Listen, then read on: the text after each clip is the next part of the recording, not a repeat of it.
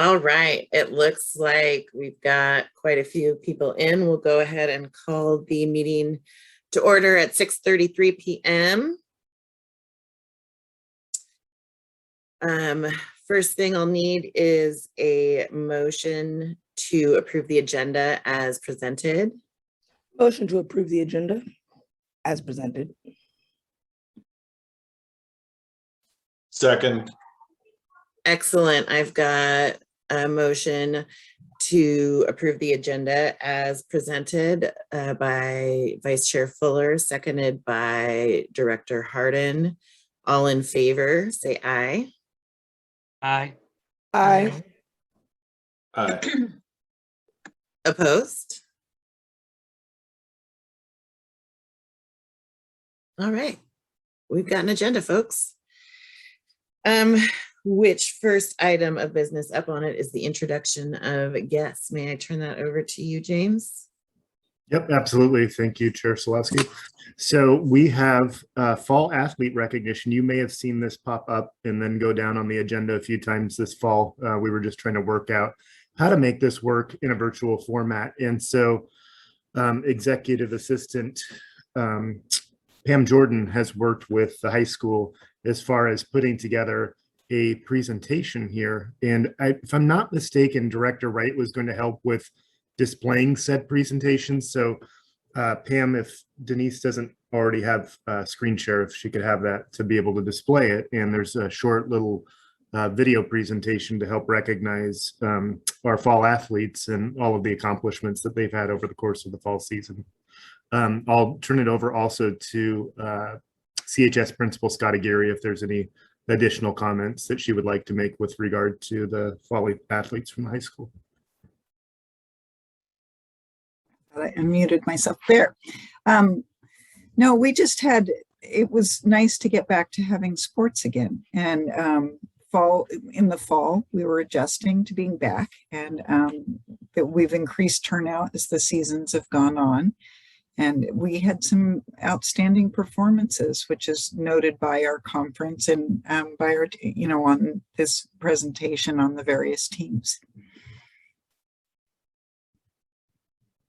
All right, I'm hoping everyone can see a screen with blue displayed. All right, here we go.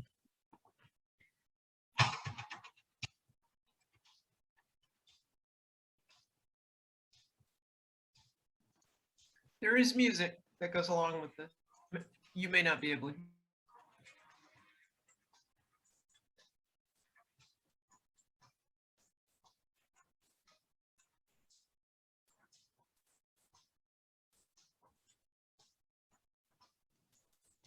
Is it possible for you to adjust your audio?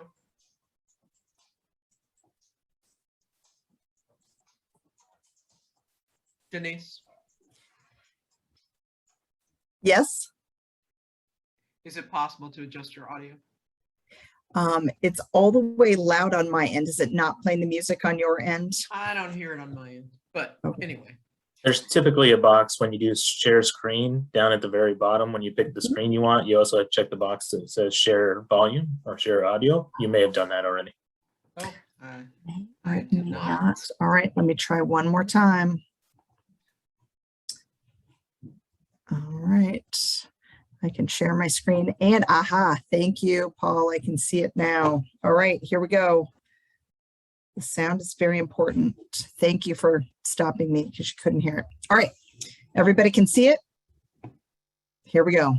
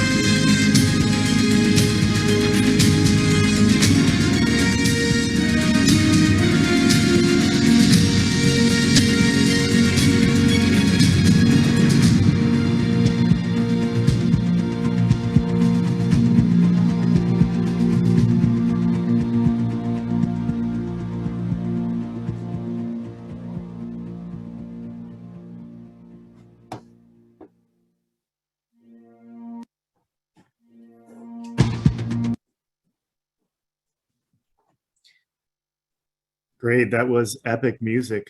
So I can see why you wanted to make sure that that was included, Pam Jordan. Thank you.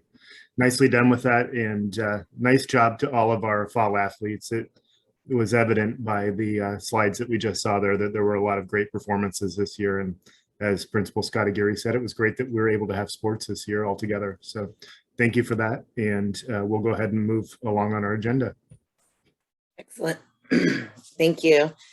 So the minutes of the previous meeting have been distributed. Are there any corrections needed to the minutes? Hearing none, can I have a motion to approve the minutes? I first motion. Thank you. First motion, Vice Chair Fuller, second. Second. Director Lynn, thank you. And all those in favor? Aye. Aye. I You guys have it. We have minutes too. All right, so public forum, was there anything that came through this time? There were none this time. Thank you. And then in light of that, I will turn it back over to Superintendent Owens for reports.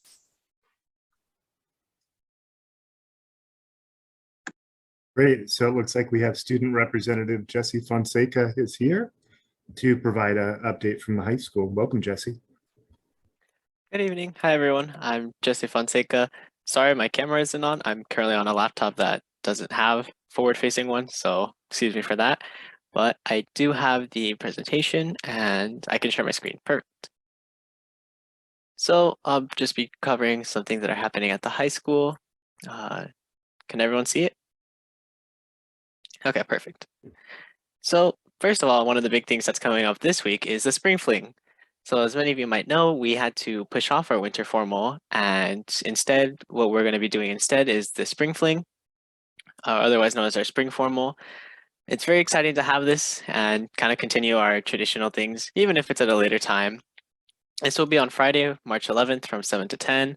And I know Yearbook will be hosting like a Polaroid sale. So for people to have something to take home, and they'll have a full backdrop from what I've heard, going with the theme of like Greek mythology and Persephone. It seems really well put together, and I'm looking forward to it. Next, this week has been Spirit Week. So on Monday was onesie day, and I saw a lot of friends wearing pretty funny onesies. I saw even a couple Pokemon ones, which was fun. Yesterday was flannel day, so everyone coming in kind of looking like lumberjacks. Today I was wearing purple or red for Women's History Month. And then tomorrow will be Dress Your Culture Day, so dress wearing something that's representative of your culture. I know I just got a mask from a family friend that's kind of like in the patterns of Peru, which is where my parents are from, and I'm really excited to show that off. And then Friday is no school, so that'll be exciting. Checking out on spring sports now. Baseball and softball, tennis, track and field are all sports that are going to be going through in spring. And baseball and softball have their jamborees on the 14th, with baseball being at the Nelson Complex and softball being at the at Tigard High School. Tennis actually has a busy week next week. I've heard they're playing 3 games, which seems like a lot, but the first one will also be on the 14th. Boys tennis will be going against Hillsborough at Mount Hood, at the Mount Hood courts, and girls will be going against Hillsborough at Hillsborough High School.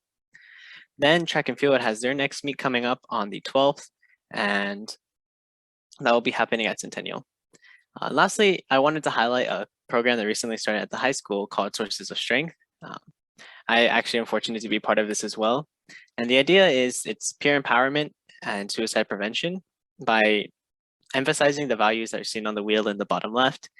We're hoping to kind of foster a better community, and I see some people, I can read them aloud. There's physical health, mental health, family support, positive friends, mentors, healthy activities, generosity, and spirituality. Those are kind of the core values that the group hopes to promote in the school. And I assure you right now, things are in the works. We're planning a lot of really exciting things, and I'm hoping some of them will begin rolling out by the end of the year, and that the younger members will be able to continue it even after the seniors graduate. Lastly, just a couple things to wrap up. Conferences will be happening on the 17th and 18th of next week, so be sure to get those scheduled. And those lead right into the weekend of spring break, which I know I'm looking forward to, just getting to sleep in for a whole week. And that'll be from the 21st to the 25th. And with that, any questions?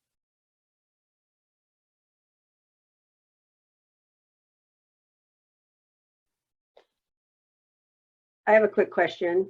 Mhm. Jesse, your sources of strength group, who is it? Anybody can belong? Can you give us a little bit more information? Because that looks like a very dynamic thing to be doing. And I'm just curious how, is it open to everybody, freshmen through seniors, as an example? Yes, and I'd even encourage underclassmen to sign up for it because I think it's something that could really shine over the course of a couple of years with people kind of building that momentum behind it. And yeah, I can elaborate a little bit more. The idea is that we, like, as members of our community, are hoping to promote certain events or practices like generosity. One example is we have a bunch of these flyers that will say like 3 things I'm grateful for, or we want to promote. I'll give a little bit of a teaser of what we're coming up with, like a couple all school events, like maybe a barbecue. That we're hoping will just really bring people together, and then we can share out like who we are and what we're trying to promote. And like I said, it's open to anyone, and I'd be happy to see more people joining. I should clarify, the Sources of Strength is its own organization, and what they did was like they held a training at the high school so students could sign up, and this was a couple weeks ago now. Students could sign up, and they had like somebody come down and really like step through with us what the program is and what they're trying to do. But then it was in our hands, and that's what I think is really nice about it. It's this sense of action that your purpose you have, like knowing what you're doing in that group is gonna like roll out into the school. And I know, like, even though I'm a senior, like I'm still really looking forward to the things we'll do this year and what my other peers in that program would do as well.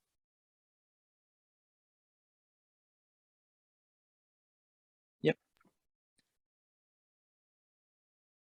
I have a question, Chair Slawski. Is that okay? So Yes, Jesse, please. this may not be for you. I may have missed something. It may be from Mari or Superintendent Owens. Are we not using the tennis courts this spring?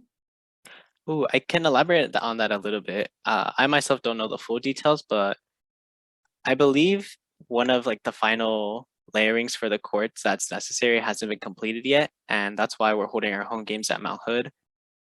Mari might know a little bit more, but that's what I've heard.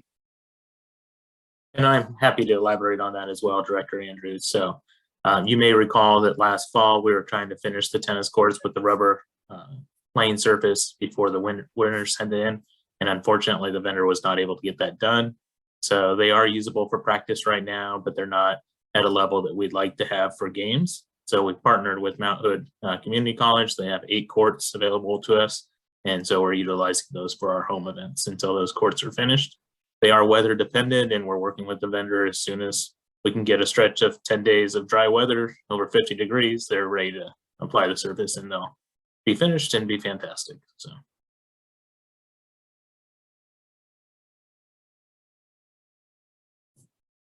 Thank you so much. All right, thank you, Jesse. Next up, next report. Let's see. Dr. Tasha Kasuda. Student Transfers Report.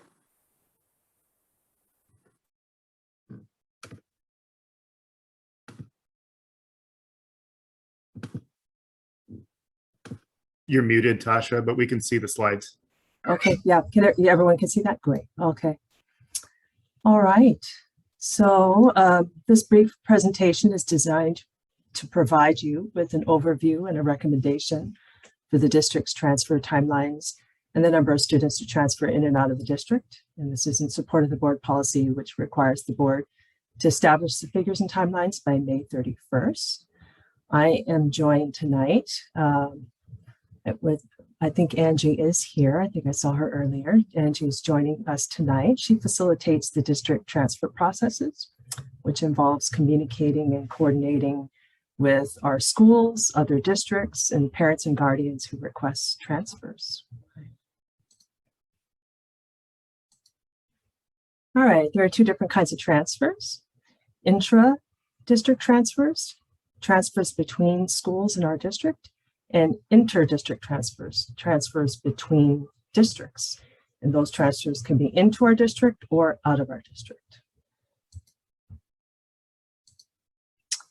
Students who currently live within the Centennial School District boundaries may request to attend another elementary or middle school within our district.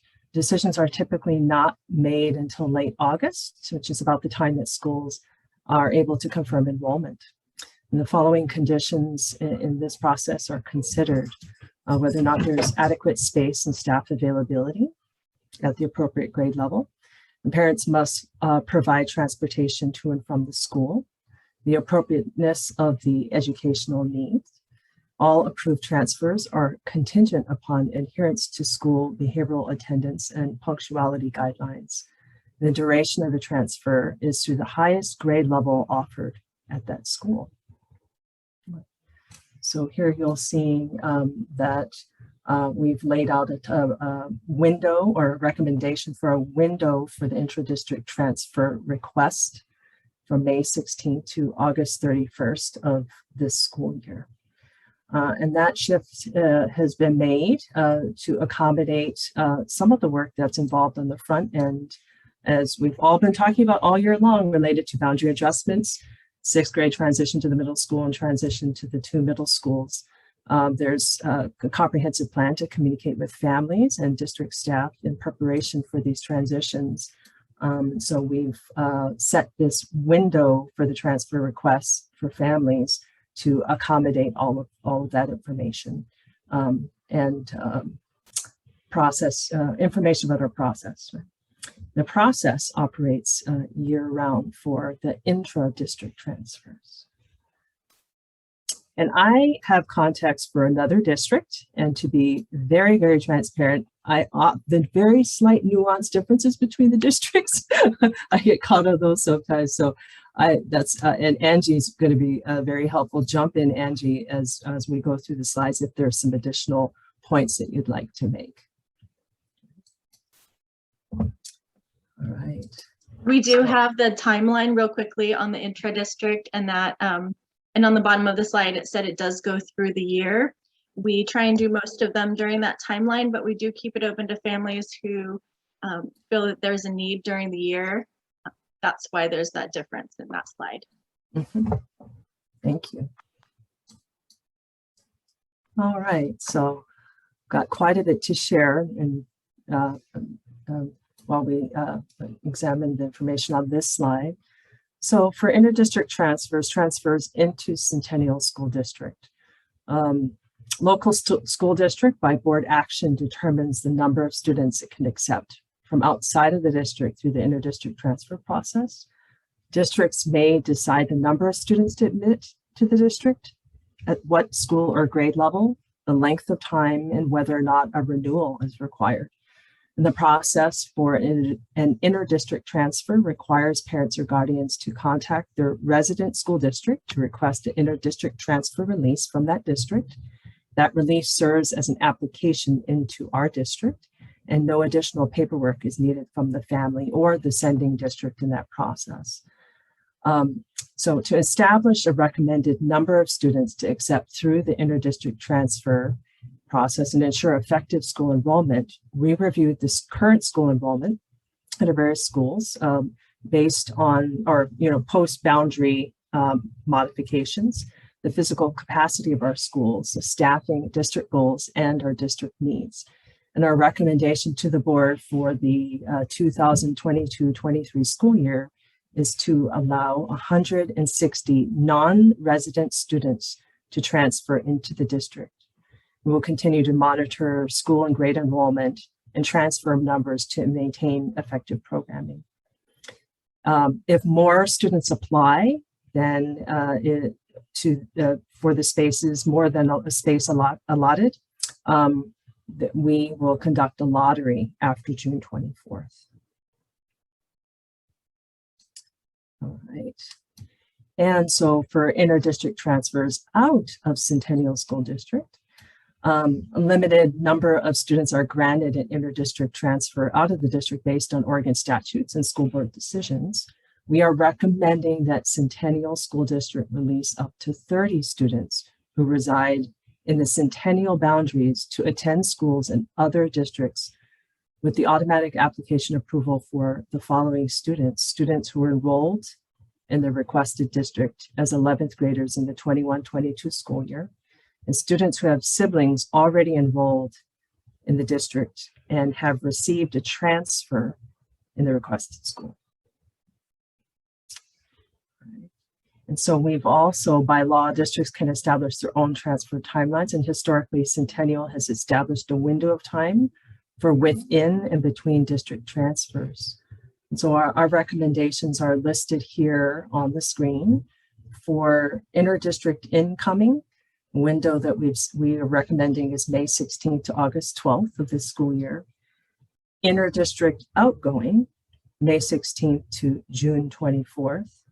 And then a revised or refreshed within district transfer window of May 16th to August 13th.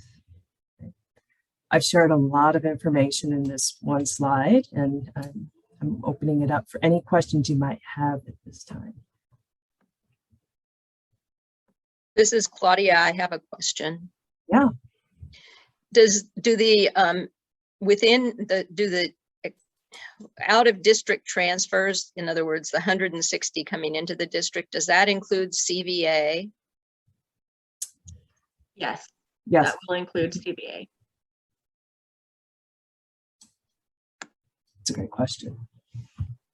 All right. If there aren't any other questions, I'm going to keep going. Just a couple more slides. Director Hardin had a raised hand. Oh, you did? Okay, I can't see everyone. Sorry. I no. think I heard this in the beginning, but I just want to be sure. So if in the intra-district transfer process that we're going to be having a lot of this year, when a family applies to transfer to a different school, they're in that school for the longevity, or do they need to transfer each year? They're in that school until the last grade within that school. So if they've requested that transfer for the middle level, they're there until 8th grade. Until 8th For grade, not a elementary, they're there yearly until 5th continuing thing for. Okay, thank you for clarifying. Yeah, thank you. All right. So interdistrict transfers mid-year or summer moves. Mid-year move transfers are granted for one school year. And for students who are moving during the summer as well, they're granted for one school year. And these are, that's because the students have missed the interdistrict transfer process deadline, right? So these apply to students who move into Centennial School District boundaries after June 16th, therefore missing the application process, and students who move out of Centennial School Districts after June 16th into another school district and wish to remain in Centennial School District for the remainder of the school year, right? All right, and then another footnote, students who move out of the state must register and enroll in their resident school district in that state. We're sharing this because this may, it will provide you with a bit of context when we go over some of the data later on in regards to transfers at various moments in the year, particularly the years of the pandemic. We've had quite a few students who may have been living in other states, and yeah, so I just want to make sure you have that information. All right. If an application for an interdistrict transfer is denied, the parent has the option to submit a hardship appeal, and we carefully review that appeal to determine whether or not it qualifies as a hardship as defined by Oregon statute. So hardship includes housing instability, a documented medical condition, and third, as you see listed there, student safety, where there may be a documented case of harassment, intimidation, and bullying at the school, or domestic violence. Angie, is there anything you want to add to that? Nope, I think you covered it. Is there any questions about this? All right. So now the data. Presentation is not complete unless we have a little bit of data. I'll provide a brief overview and then invite Angie to speak to some of the historical details that I was not in the district for. And she'll provide a little bit of context for the next couple of slides. And as you can see, the number of students who are granted intra and interdistrict transfers widely fluctuates from year to year. And a couple of significant outlying years, summer and mid-year moves in 2020-21, and interdistrict moves out of the district for 21-22 school year. Right? So the number for the mid-year and summer moves from 2020-21 school year is primarily due, I'm guessing, because it happened all over the state, to pandemic-related shifts due to emergency or shifts like emergency closure, shifts from closure to distance learning, from distance learning to hybrid. Guidelines were loosened at that time in regards to transfers and information and how long we kept students to provide continuity for students throughout the year, because many students were moving in and out of districts or moving to online charters, et cetera. So guidelines were loosened, and tracking students in their students' living locations and therefore students' resident schools were really challenging for schools across the state. Right? And there may be a few other reasons, and I don't know, Angie, if you want to add to that. I think a lot of us just in districts and then the transfer offices, it was more important just to get these kiddos in school during the pandemic. And so we all kind of, as a whole, decided that we wouldn't concentrate on trying to track where these kiddos were and just to get them into school, making sure they have an education. Mm-hmm. Absolutely. Where they were was less important than the continuity. Yeah, so then when we came back in 2021, as you can see, like the mid-year move, for example, the number is really high because that's when families did say, oh, we are not here or we are here. So we saw that bigger jump there. And a lot of families were not requesting to come in and out of districts, as we were just allowing them to continue virtually. So our out of interdistrict out, you can see, is a higher number, much higher than other years in the 21-22 school year, because that was when we required them to have the transfers again. Mm-hmm. Yeah. So yeah, those are noticeably different, and I highlighted those because we're going to disaggregate that 111 figure you see there in the next slide. Yeah. All right, Angie, did you want to speak to this? Sure, I'll talk a little bit about this. So this is the breakdown of the 111 students.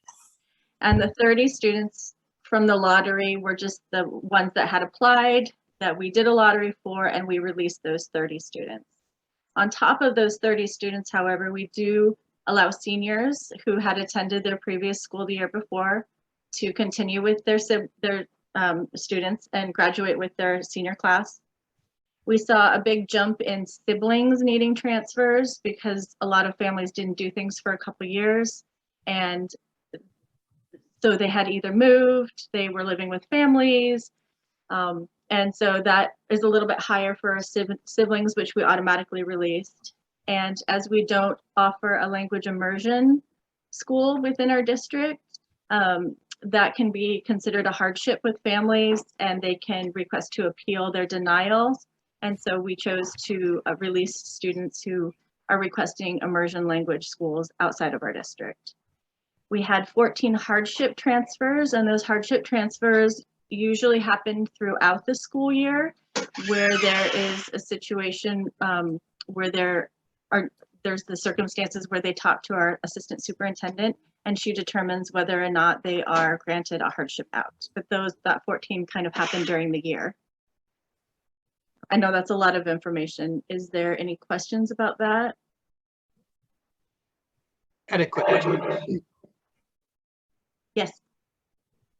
Yeah, the 30 lottery grants, what are those awarded based on, particularly since we're having such a high number of otherwise automatically or other people who are justifying transfers? I will tell you in just a minute. I'm going to tell my child to stop opening cupboards really quickly. So there isn't, we don't take anything into consideration. All districts, it's an equitable request for any student.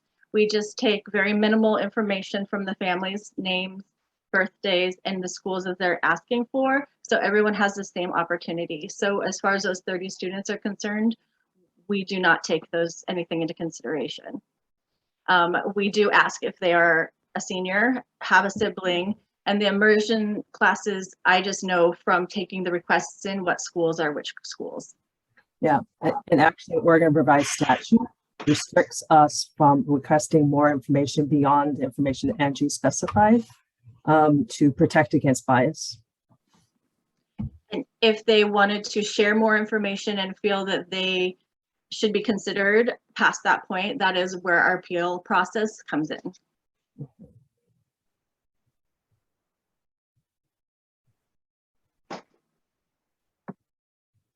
Okay, quick follow-up. Did you say that we are prohibited from adding conditions on those 30 lottery slots? When you say adding conditions, can you explain a little bit more what you mean by that? Are you talking about specifying specific groups of students based on their demographics? Have that demographic information is considered, or is that what you mean? Well, I'm not sure. I don't know anything about those 30 lottery slots or why they are requesting it. It seems like, especially if we're having such a high number, that we would have a justification for people moving out of district. And what those criteria are, it could be a large conversation. But I was just clarifying on what I heard from you before. It sounded like you said it was prohibited. Mm-hmm.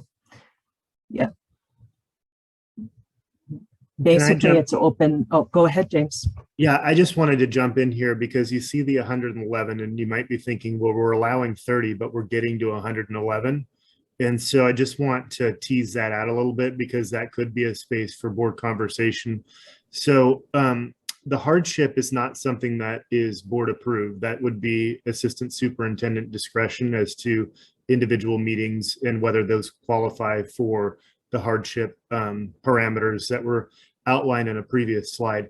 Everything above that, though, is at board discretion. So the 30 lottery, and then if there is going to be parameters around allowing senior siblings and language immersion as part of what is automatically granted, there's discretion from the board perspective in terms of whether we will allow that. As to the 30 spots themselves for the lottery, there's no parameters that you can put around that. As Angie said, it's an equitable lottery, which just basically means it's blind. People, the board allows a number of spots. People apply for said spots, but there isn't any sort of rationale that they are putting into play in terms of why they want out that the district can consider for criteria. That's just not part of how the statute works for this process. Angie and Tasha, if I misspoke or you have anything to add, feel free to jump in. That's exactly correct. Yep. Thank you. Yeah. It's a great question. Yeah. Any other questions? All right. Okay. Well, that concludes our presentation of recommendations. And I think I'm going to be sharing the slide deck with Ham, who will share it with the board for your review if you need to, following this board meeting. Thank you so much, Director Kasuda. Yeah. Next up, we have the superintendent's report. James. I see Director Shields has a hand raised. Oh, I'm sorry. I didn't see that. No problem. Just a quick question. So the decision point for this would be at our next meeting? This is the report, but the decision about that's the 130/30, yeah? Yes, that is correct. Okay. I was not aware that I could also include or I should have included those figures in the board note for you to have forward advance notice enough to make that decision now. So it makes sense that the decision would be in the next board meeting. Thank you. That Yep. just clarifies it. Thank you.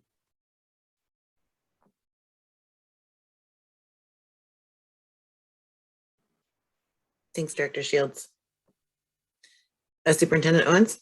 Great, sounds good. Thank you. You've got me for the next couple of reports. So we'll start with the superintendent's report, and I'll just cue that up briefly.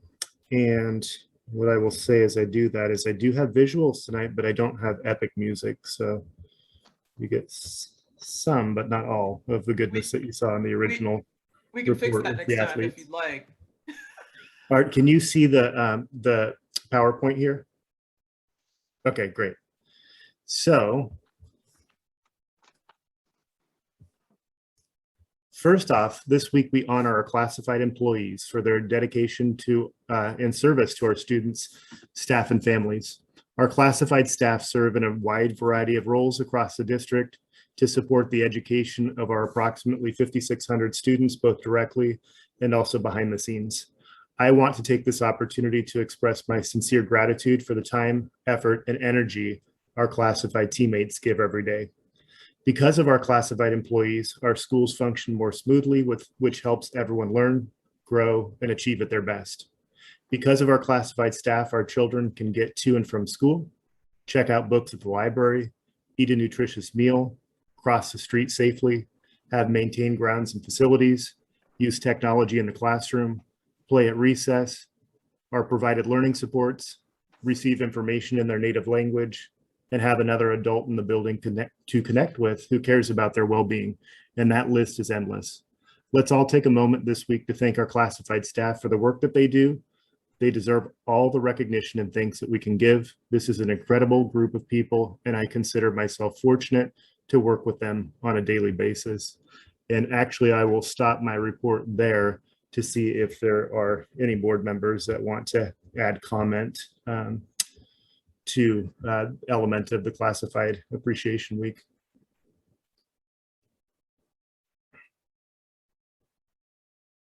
Director Shields. I just want to say that through the process of having an opportunity to be on the bargaining team with our classified group and the interest-based process, I got to learn a whole lot more about the breadth of what each of our classified members bring to the table and service to the district, and more importantly, service to our children and our students. I thought I knew, but I obviously didn't know as much, and I think that that's something that we as board members can continue to educate ourselves about. It's just the breadth of service that our classified staff brings to the table, but most importantly to our kids and our students. So thank you very much. Great. Vice Chair Fuller, I saw. Oh, I saw Chair Solowski. She can go first if okay.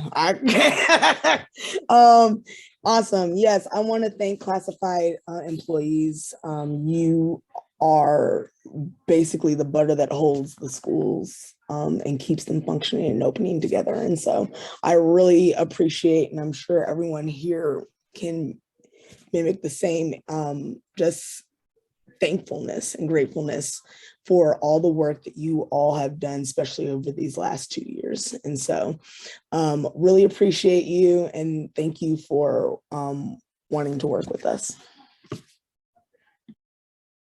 Great, Chair Solowski. Yeah, as a board member, I want to definitely recognize the classified staff. And I'd also take this opportunity to speak into my voice as a parent with kids in the district. I could not go about my day if I didn't have the confidence that my kids were getting what they needed, from buses to food to like all of it. I don't want to do shout outs because then I know I'm going to forget somebody, but I think that, my ability to, go about my day and support the board in my way is because these guys are there taking care and making sure that there's people looking out for my kids. So thank you. Great, thank you. That was impromptu. I didn't plan that, but I thought I wouldn't move on without allowing board members the opportunity. So hopefully I didn't put you on the spot. Let me cue this back up. Get us continued. So Centennial School District was recently awarded the Certificate of Achievement for Excellence in Financial Reporting by the Government Finance Officers Association, or GFOA, of the United States. The Certificate of Achievement is the highest form of recognition in the area of governmental accounting and financial reporting and represents a significant accomplishment by a government and its management, according to GFOA's press release. The district was recognized for its annual comprehensive financial report for the fiscal year ending June 30, 2020. This was the 25th consecutive year that the district has achieved this prestigious award. Kudos to Director Southerton and the Business Services team for their hard work and their competency.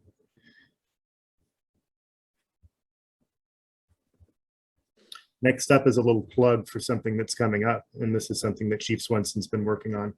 Throughout the school year, the Communications Department has been working to further develop the Blackboard district-wide app and update its branding to meet Centennial standards. This was an existing feature of our Blackboard communications tools, and we're now getting ready to implement it district-wide.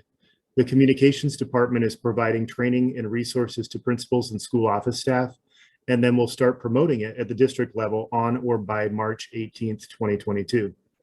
Here is some information about the app. Centennial School District's new mobile phone app will help keep students and parents connected with the district and school news and information. The app delivers real-time updates to a smartphone device for fast, up-to-date access through app notifications. The app will include our top stories and important links to Parent View, Student View, the 2020 bond, school calendars, lunch menus, and more. It's also free for anyone to download. So we will send communication district-wide when that app is available, but we wanted to start getting the word out that that's coming so that people can start generating some excitement to add it to their phone. So Chief Swenson, is there anything that I didn't cover on that you wanted to add? What I can say is that if you would like to take a sneak peek to see what it's like before we publicly promote it, please download the app. Look for Centennial SD and you'll see our logo. Download it. As Superintendent Owens talked about, it has many different key things for our parents and our students and our staff to access right at their fingertips. And so we're excited to roll this out. We're providing our staff training in advance so that they can help answer any questions. And please check it out.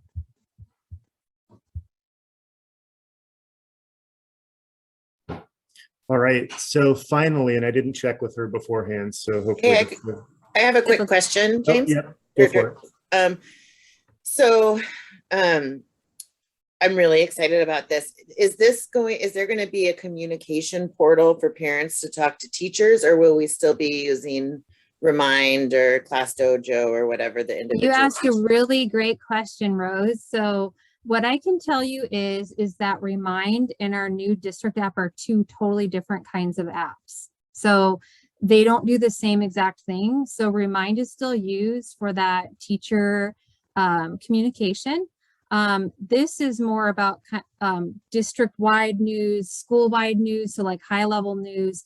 And then also, like, if you look at like the Remind app, it's almost like an inbox, right? Well, with this app, you go to the app and it has a lot of different icons to send you straight to the meals page, to our bond page, to our superintendent page, to student view, teacher or parent view, all those things. So they're like quick links, quick hits. So they're totally separate. That is the perfect question. That was part of our training too, to really help people understand the difference. Excellent. Thank you. Yeah. I got a quick question. Go for it. Yep.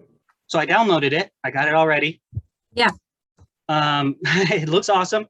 The first thing is it's got the Timbers and the Thorns logos on it. Did they pay us for that? So what you see first is at the very top there are our top stories, and they match with the headlines that are on our district website. I'm sorry. My bad. Oh, okay. It just looked like logos on my. Oh, okay. Well, you did see logos though, Director Lynn. No, no. It was just the top of the image. Okay, thanks for checking. Any other questions?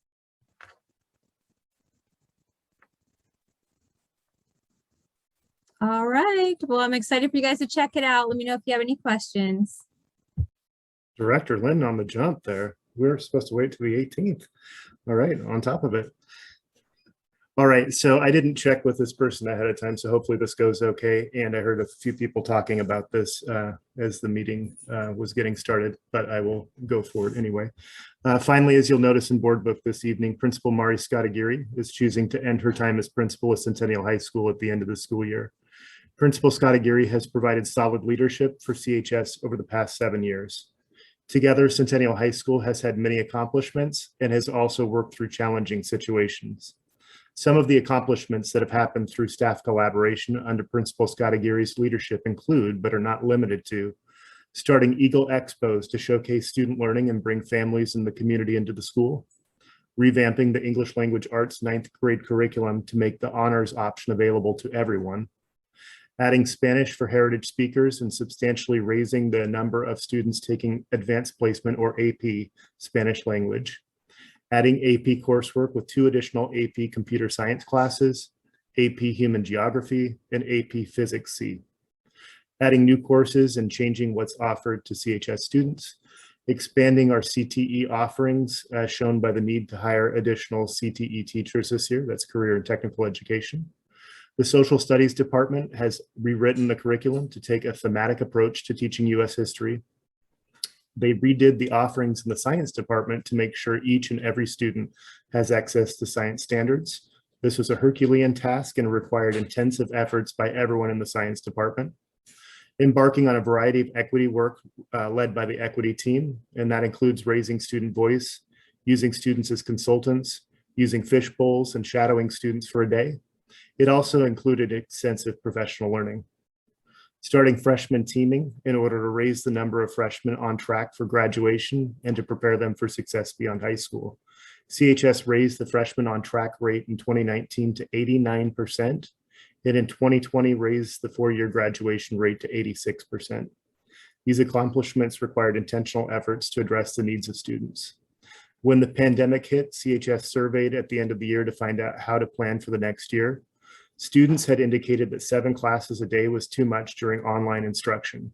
So an incredible number of staff members participated in summer planning to develop a schedule that would better serve students and staff members. And as a result, Centennial High School established a quad schedule on time to prepare for hybrid instruction at the get-go. So students would have 4 periods per day instead of 7. Staff led professional learning and provided technical resources so colleagues had the tools they needed to facilitate remote and hybrid learning.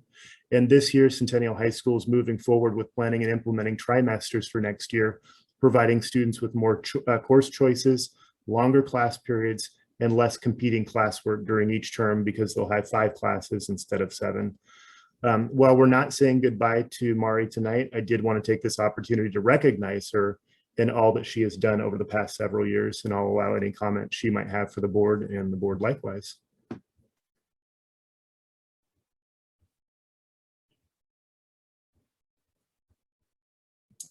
Thank you, Superintendent Owens. And really, I mean, these were accomplishments that I facilitated and might have dreamed of some of them, but they were accomplishments that could only be done with the work of my entire staff. And I mean, the entire staff. There were lots of different people that had huge influences in all of this work. So thank you. Mari, thank you truly. I appreciate all the work that you have done and are continuing to do. And I appreciate you as a person, even though we haven't been able to meet in person yet. But thank you for everything.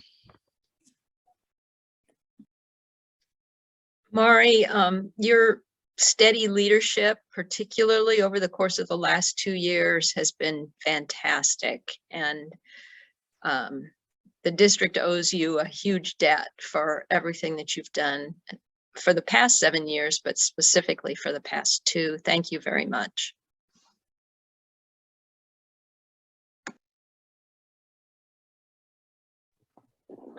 Hey, Mari, I'll have a lasting image of you at our first pandemic graduation in your black gloves with your high fives without touching anybody and just, but how it still felt like a celebration. And I think that you and your staff really pulled that off and with such short notice. So that's, you know, I know and hear all of these accomplishments, it's wonderful, but just seeing you with your students and those moments that you were having at those times, it spoke a lot for you as a leader and the principal of our high school. So thank you very much.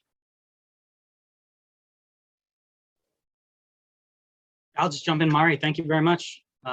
Short time I've been on the board, you've been very well prepared, always clear in your communication, and very willing to work with the board. And so thank you so much, and thank you for all the hard work that you put in. I'm sure everybody at the school appreciates it. Thank you. Yeah, thank you, all of you. Great. So we still have the spring term. So Mari is still here for that. And without any further ado, that concludes my superintendent's report. Excellent. Thank you, Superintendent Owens. Next up, indoor facial coverings, also Superintendent Owens. All right, so the hot topic of the day. We'll talk about indoor facial coverings, and I will queue up another presentation here to get us started. So we will talk about indoor facial coverings. What you'll see here as I present this is I'll provide some information as far as a timeline of how this has evolved in the last few weeks. I'll also provide some data to just kind of give you some information from a public health perspective, even though I'm not a public health expert, what has been conveyed to us with regard to where things stand with the pandemic. And as you know, the state is going to optional for indoor masks, and then is given the choice of that to school districts as to whether that decision will be optional or to continue universal. And then we'll go through what the district recommendation is and next steps, and then invite any board input, comments, concerns, and so forth. So I've shown this multiple times this year, and I think it's a good reflection point as our North Star in terms of what we're looking at as we navigate through the pandemic. So Centennial School District COVID-19 health and safety priorities have been the health and safety of our Centennial students and staff, continuity of in-person learning, and adherence to the guidance of public health. And I think that that third point there will be an important thing for us to keep in mind as we progress through this presentation. So here's a bit of a timeline as it pertains to the last 2 or 3 weeks. So on Friday, February 25th, CDC introduced a community levels framework, and I'll go into more detail in further slides here in terms of what the community levels framework is and how that's interpreted and used. Then last week, it got pretty busy in terms of some of the updates. As you know, or are aware, originally the timeline for turning over local control for indoor masking was the end of March, and they bumped that date forward a couple of times because of some positive metrics that the state had been seeing in terms of case rates and hospitalizations. So like I said, last week was fairly busy in terms of getting information, digesting the information, and then doing some consultation as well. So on Wednesday of last week, the Department of Education for the state released its Ready School Safe Learners Resiliency Framework, and they continually update that framework, as you know, as things evolve through the pandemic. So that was released. And then Multnomah County Public Health also issued a statement about lifting the statewide mask mandate. On Thursday, superintendents from East County school districts met with Multnomah County Public Health. And then our cabinet reviewed guidance from CDC, the resiliency framework that I referenced, and then also the statement that was made from Multnomah County Public Health now that we had all of that information. Some information that was shared from us from the state of Oregon and Oregon Public Health has to do with Oregon's epicurve as it relates to the virus from March of 2020 through the latest Omicron surge. And obviously you can see that heavy spike right after winter break and then calming down right at the end of February. And I think that really followed what the models were predicting in terms of having more of an ice pick type of an up and down curve rather than one that was more protracted. And so there were a lot of cases in a short period of time. And at this point, those cases have tapered off to pre-Omicron levels. This chart I'll orient you to, and I think it's an important one as it pertains to our recommendation tonight. What you'll see on this chart is in orange, the number of individuals who are susceptible. The current date is indicated by the blue vertical line, and that current date was current as of the end of February. So you can kind of advance that in your mind a little bit. But you can see there the number of individuals who are determined to be susceptible to COVID-19 has gone down drastically in the last little bit. You can see the recovered and removed. And my understanding from that is that those are individuals who have developed immunity either through vaccination or through being infected with COVID-19. So you can see that through vaccination and being infected, the number of people who are currently susceptible is fairly low as compared to previous spots within the pandemic, as you can see there. Now, one thing to keep in mind is that, well, a couple things. Number one, as we all know, the pandemic isn't over. And number two, one of the things that public health indicates is that your immunity for COVID-19 is, I don't know if assured is the right word, but relatively assured within a 90-day window. And after that, there can be resusceptibility. So the feeling here is that between vaccination and between people having contracted COVID-19 at a significant rate, that there is a period of relative immunity for a large percentage of the overall population, if that makes sense. And feel free as we go through, if there's questions that are generated in your mind, just feel free to shout out. And if Director Wright, who is really on point with this, has anything to add to any of this, feel free to jump in too. Superintendent Owens, I'm gonna shout out. This is Director Andrews. Yep.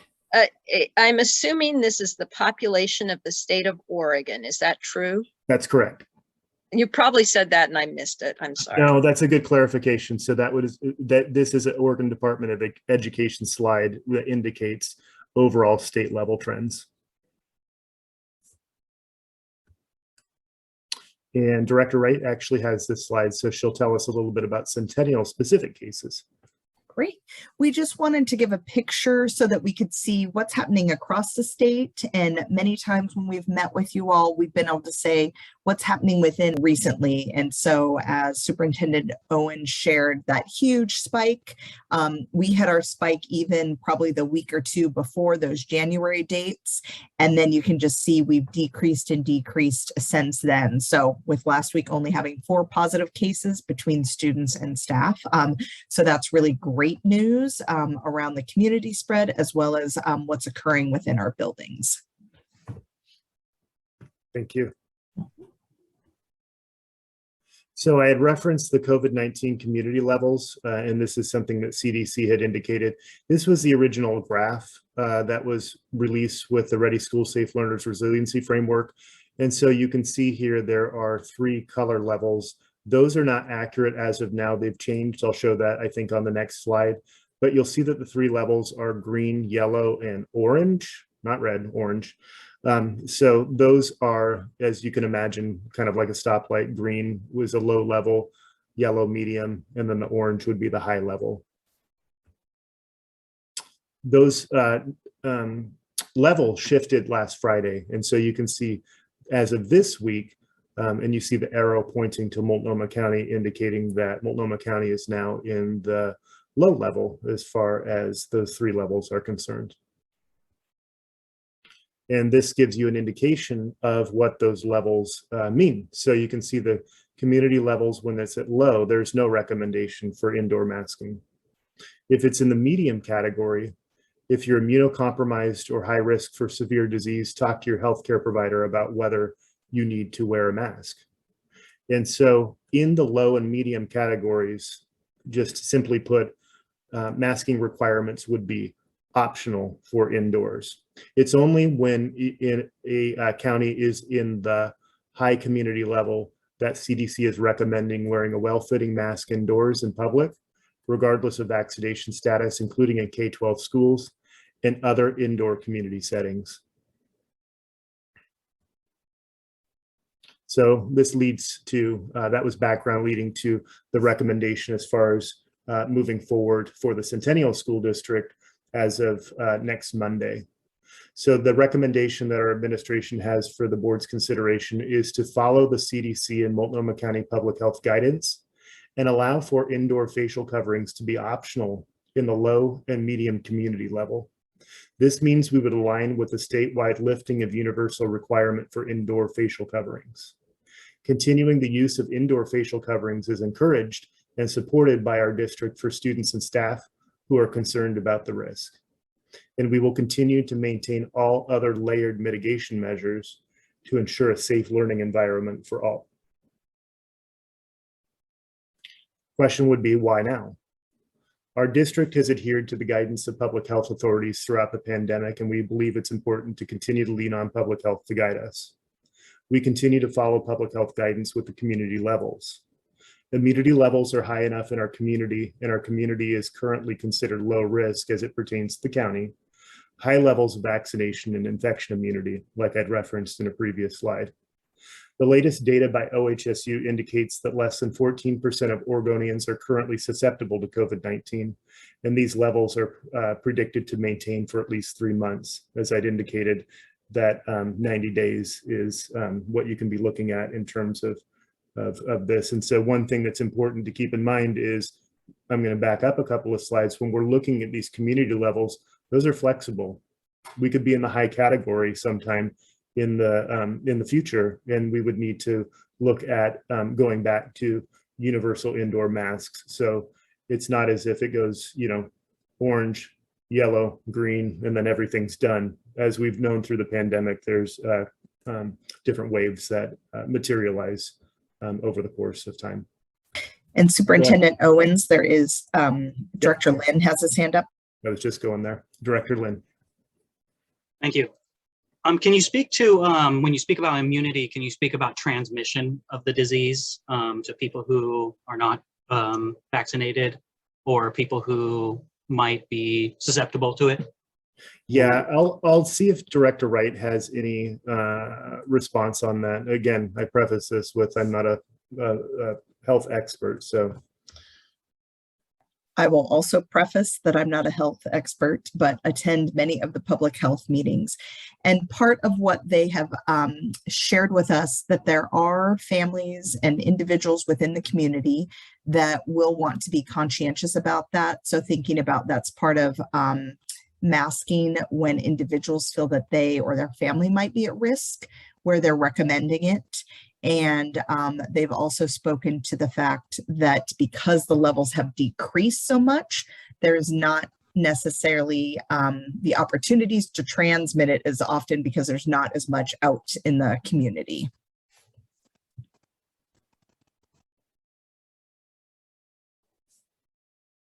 Thank you. And other question, would any of the lower numbers, can any of that be chalked up to less reporting or testing? I would say anything's possible for sure. And we still have requirements if individuals test positive, whether it's students or staff, that they do need to stay at home for the 5 days. We are hoping that people are still reporting. And so there are, you know, that's always an opportunity, but they've also seen the reduced numbers across the state. So we would be in alignment with that also.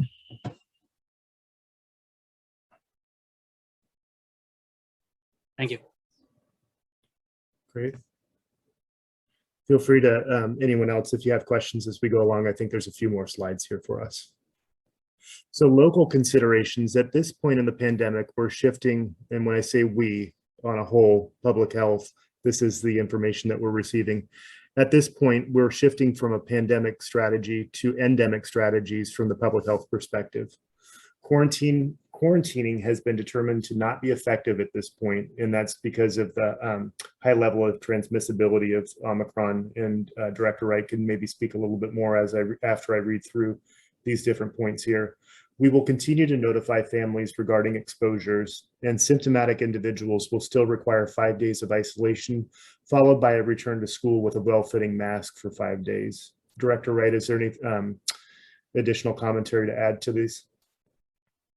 Part of where the messaging is also shifting is thinking about similar practices that we've had in place previously with other communicable diseases, chickenpox, whooping cough. And so thinking about shifting to, if there are situations that occur, how do we notify individuals so that they can monitor, but that we wouldn't necessarily quarantine large groups. So it's moving COVID into a similar phase with others, but after 2 years of living with it to this level, it's definitely something for all of us to get used to, thinking about it in this new way. Other measures to continue, and these are things that we are definitely wanting to make sure to reinforce that have been tried and true practices so far. First of all, though, support all students and staff recognizing that mask wearing is a protection for individuals. It is still effective when not everyone is wearing a mask. Frequent hand washing, continuing support of good ventilation, and that includes operable windows and also the air purifiers that we have in schools. Local testing available through the COVID clinic, diagnostic testing available at all schools for individuals who develop symptoms while on site, and continuing to notify staff and parents of students when instances where there is a known positive case in their cohort. This is an example of layered health and safety measures, and you see face coverings as one of those elements, but there are many more that have been developed over time, including vaccinations, physical distancing, cohorting, airflow and circulation, hand washing, isolation, quarantine, testing, and so forth. So next steps are communication to our community, working as a community, support each other through the transition, honoring individual decision-making and maintaining a safe and respectful learning environment, and continuing to monitor community risk level and being prepared to shift if necessary. So I'll leave it there and just offer if there's any questions or comments. As I said, that's the administration's recommendation for how to proceed. But as we've done with other pandemic strategies, the board really has an opportunity to provide input and to be able to influence the course of action for the district. And so I offer the board the opportunity to weigh in here and see if there's any additional questions or comments that you have, or just general feelings that you have as it pertains to the recommendation that was made and otherwise. So Chair Salowski, I might respectfully recommend that you just kind of round the horn here with different board members and allow each one an opportunity to speak. Absolutely. We'll go in order of how you're showing up on my screen. So Director Andrews, you are up first. I fully support your recommendation as an administration. Thank you. Director Hardin. I think we should go to masking is optional, kind of what Denise was saying, a new way of looking at this. Yeah, I think it's time to take it to the next step and move on. One specific question I had, what about drinking fountains at the schools? And maybe that's too much on the ground, but. No, great question. Director Wright or Director Southerton, I know that we've talked about this. Do you have anything that you can add on this? I was going to pass it to Director Southerton as it's part of the facilities. Yep. Yeah, it's a great question, Director Hardin. I think we're to the point where we would continue to monitor in cases, and pending any kind of outbreak or uptick in cases, we would be moving to opening drinking fountains and returning those to service. Thank you. If there's anything. Excellent, thank you. Next up, I see Vice Chair Fuller. I support your recommendation. Thank you.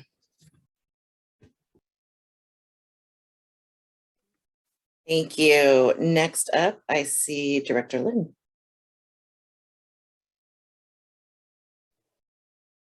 Thank you. Yeah, and I've really agonized over this all week, and have not, come down on any solid decision, until today. And I've been reaching out for a lot of information and including speaking with my child who goes to school. And it seems like a lot of the recommendations have gotten to the, we're just going to screw it, let's just let it go. As they said, kind of endemic. And that disturbs me. It's really sad that we've had to get to that point. Because again, my priorities have always been not going back and forth, not going from low to high and changing restrictions and lessening restrictions and then bringing them back. I think that's far more traumatic than having a solid, consistent, gradual release of things. And my concern has always been safety first. Even if it's one case, or for a student or a teacher or a staff, just because they're saying that there's plenty of ICU beds for you does not make it sound good to me. But and then I speak with my child and I'm frustrated that I hear that there's plenty of students in a lot of his classes that are not wearing masks all the time. They're reminded by their teachers, but that's about the full extent of the accountability. And he says some decide to ignore their teachers and the teachers don't do anything about it. So if we're just acknowledging what's already kind of status quo, again, that's kind of a sad development, but that's where it is. I am still in favor of a gradual release, and we don't know what this is going to happen after spring break. I would love to take a more cautious approach. And yeah, so that's where I'm at still. Thank you. Director Lynn. Next up, we have got Director Shields.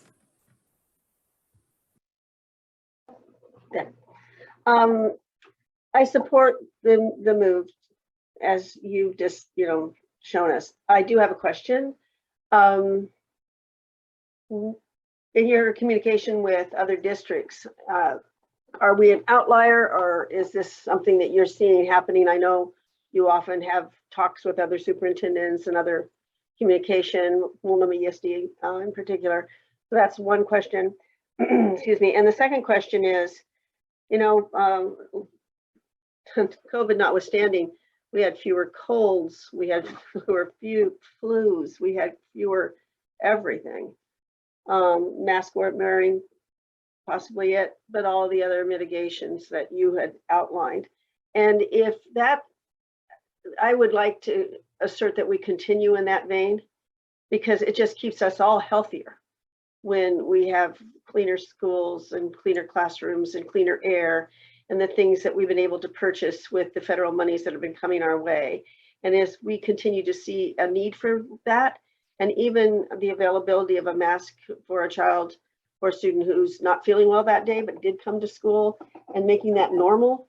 I've traveled in a lot of countries and what I've seen is that mask wearing has been something that you see in other countries when people are not feeling well.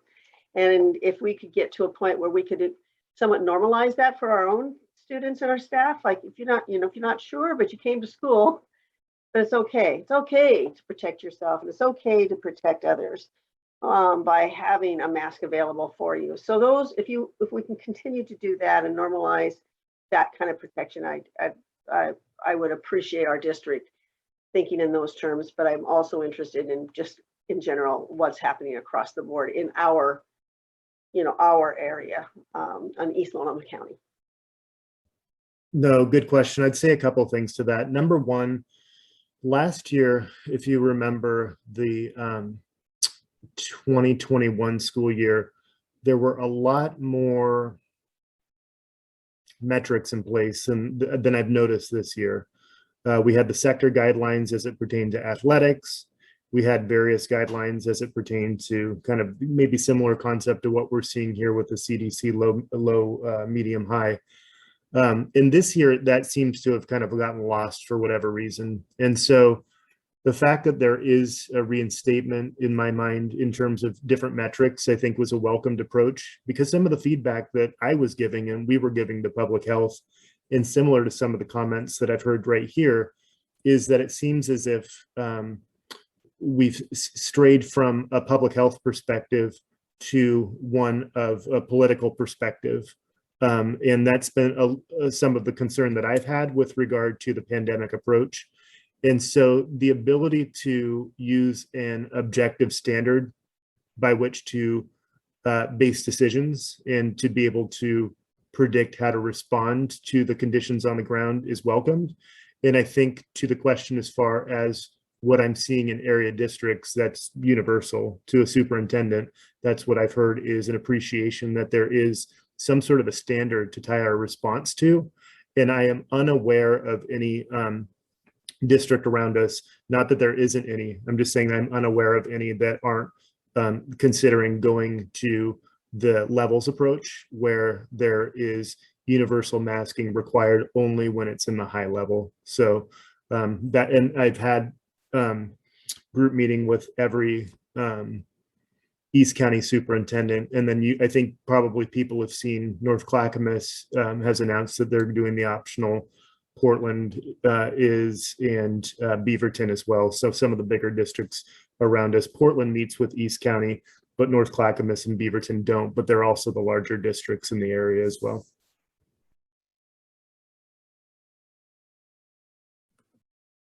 Thank you, James. I do have one question, and you probably don't have an answer for this yet, but I'm curious. Well, it's two-part, right? One part is, do we know how many of our students are vaccinated? And two, is there thought been given to making the COVID-19 vaccine required as measles, mumps, rubella, all the other ones that are required for schools? And I don't know if Director Wright, not to kind of pass that off to you, but you've been involved in the public health meetings, and I don't know if you have some insight on that. So there still isn't movement at the Oregon legislative level to add COVID to the list of required vaccinations. So that's where we as a school district fall under, and they haven't made that decision there.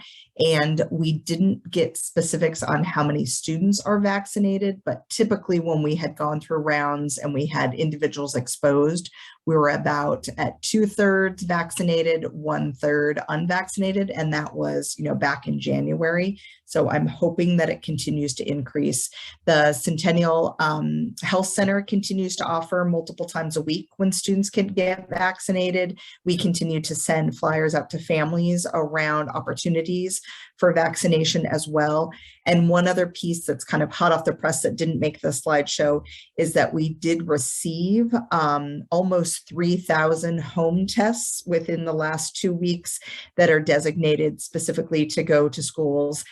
That doesn't cover every single family in our district, but we will be sending out information to families and sending those homes. So then so then families will have additional access to testing as well. Thank you so much, Director Wright. I am in alignment with your recommendation, Superintendent Owens. Thank you. I see Another Director question. Schultz. Yep. Yeah, that your question prompted another, thought about vaccinations. Booster shots, right? That keeps kind of moving, right? I 6 months, and then I heard, well, maybe as few as 3, right? It keeps. Will we follow the science with booster shots, and will we continue to advertise? It's like, check your calendar. If you're 6 months out from your last vaccine, we do have boosters available, so that it does keep it foremost in our minds. I mean, I've marked it on my calendar. It's like, I've got a 6 month from my booster, right? Until they tell me I have to do it shorter. But I need that kind of prompting, right? To be able to understand it. So are we going to provide prompts to our families and our students? Yeah, I'll queue that up, and then I'll also pass it off to Dr. Katsuda and Director Wright as well, because they both have involvement as it pertains to vaccination. But currently, you've probably seen via Peach Jar, the superintendent's updates, and otherwise, there are regular prompts in terms of where vaccination clinics are being held. And that is information that's being provided through public health, through to us, and then out to the community, so that people can continually be aware of the opportunities that are available. But Dr. Katsuda is the vaccine lead for the district, and so I don't know if she has anything additional to add. Not necessarily. I think that yes, absolutely. We've been focusing our efforts on advertising available vaccination offers across the county versus hosting our own in-district because of the bandwidth of our district team. As we start to come up for breath from all things COVID and we have the ability to support that, we may open up the opportunity or collaborate with healthcare providers to provide vaccinations for our students in the community again. We did provide a number of clinics in the past, if you remember. But yeah. What Superintendent Owens shared is accurate. Thanks. And Director Wright, anything else to add to that? Thanks.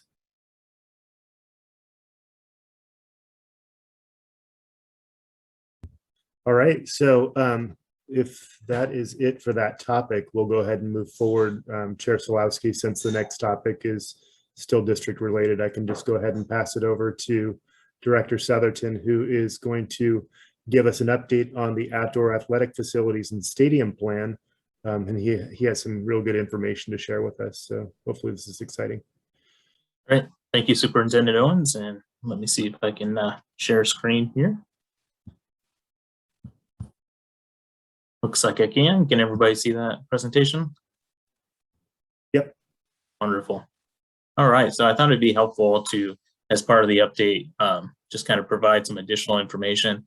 As you'll recall, we've had a couple of conversations, but they were kind of impromptu. So I thought it'd be helpful to kind of give the full picture of how we got here and where we're headed next. So whoops, give some slides there. So we're talking about the Centennial School grass field in the stadium complex. So Centennial High School is one of the only high schools in the region without an all-weather field. The current conditions of the grass field requires extensive maintenance. We currently have a crown at the field that is at or exceeding OSAA regulation for play. We have drainage issues impacting the playability of the field. And we also lack a full-size practice field, which causes extensive wear throughout the football and soccer seasons. Additionally, practicing on grass, but playing away games on turf, as all other districts have turfs, is a disadvantage for our student athletes. Grass fields also cannot be used by physical education or gym classes as frequently as they'd like due to the additional wear and tear. There's long been support for an athletic all-weather field in the Centennial District, but we've lacked the funding. At the direction of the board, Centennial School District identified properties owned by the district that were no longer needed for the education of students or other school district operations. With board approval, these properties were declared surplus and sold.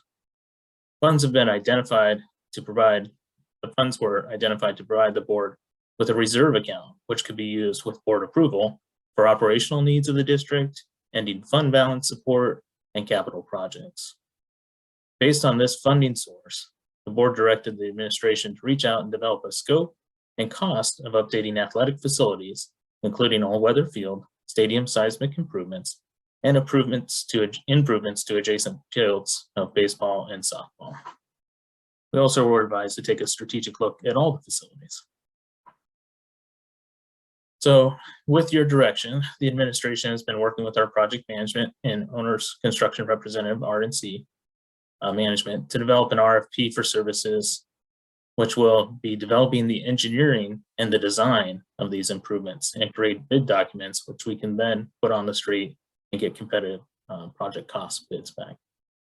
The RFP was issued, a request for proposal was issued on March 2nd, and it's due on March 16th.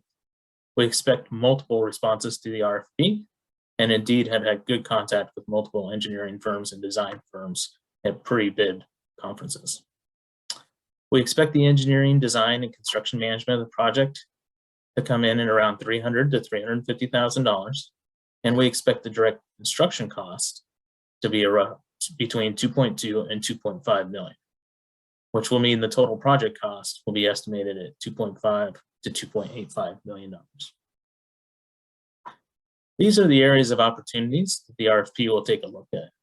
And I apologize if the screen's not large. I can send the slide deck out to folks afterwards. You can see in the center of the screen, we have our track and our football and soccer field at the stadium in the middle of the screen. So this is the primary opportunity for the district to look at, to have the all-weather field, which will support football, soccer, physical education, and other events. In circle 2, or item 2, is our stadium, which was built in 1967 and has not been seismically improved since that time. It has also not been updated for the 2 classrooms, restrooms, and other facilities in the stadium. Item 3 is the baseball field. We've been requested by athletics numerous times to look at putting in turf in their infield section of their baseball field, and also their batter's box. Softball as well has a similar request. And then item 5 is our dedicated soccer field. So when we have events going at the same time, or we have too much wear and tear on a main field, we have a dedicated soccer field to the west. Lastly, item 6 is the opportunity to explore additional parking for buses. As you'll recall, we did sell the auxiliary bus lot on 174th with the idea that having buses closer to our transportation department and within our secure area would be better for the district and support people transportation. So again, these opportunities are the multi-sport field, the stadium and seismic improvements, additional secure bus parking, baseball and softball improvements, and then a dedicated soccer field is another opportunity for a second potential all-weather field. The scope of the RFP that's advertised currently is to replace the entirety of the grass area of the middle of the track with the artificial turf, complete with subgrade, drainage, and equipment to maintain it. We also have observed that the track is in need of being resurfaced and the field pits will need to be attended to. Seismically upgrading the stadium as previously discussed, and then updating the facilities in the stadium. Lastly, designing the bus parking and a master plan to generate recommended budgets for field improvements for the rest of the sports complex, which will be good prep for the next bond or future investment. So the next steps, as described, we believe the RFP responses, or we have the RFP responses, which are due on March 16th. When we review the RFP responses, we'll be reviewing those with stakeholders from athletics. So we'll be working with the football coaches, soccer coaches, track coaches, and physical education or PE class teachers as well to review the RFPs and make sure that we're speaking to their interests and going to end up with a good partner. The board will also consider the award engineering that design when the RFP is received. Future actions after that will be, once the design and engineering is complete, we'll work with the board to develop a construction project budget, and then work with stakeholders to develop the schedule. We want to be mindful of who we're impacting. This is a large project that will take many months to complete. We'll put the project out to public bid with board approval, and then we would ultimately seek authorization from the board to complete the project after the bids were received. And with that, I'm happy to take any questions you may have.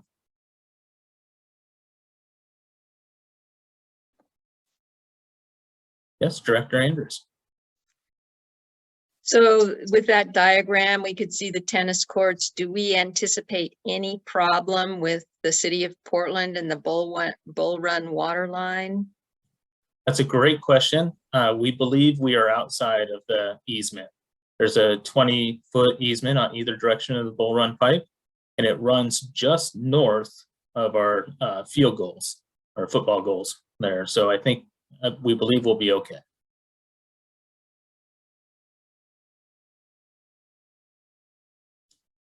Director Harden?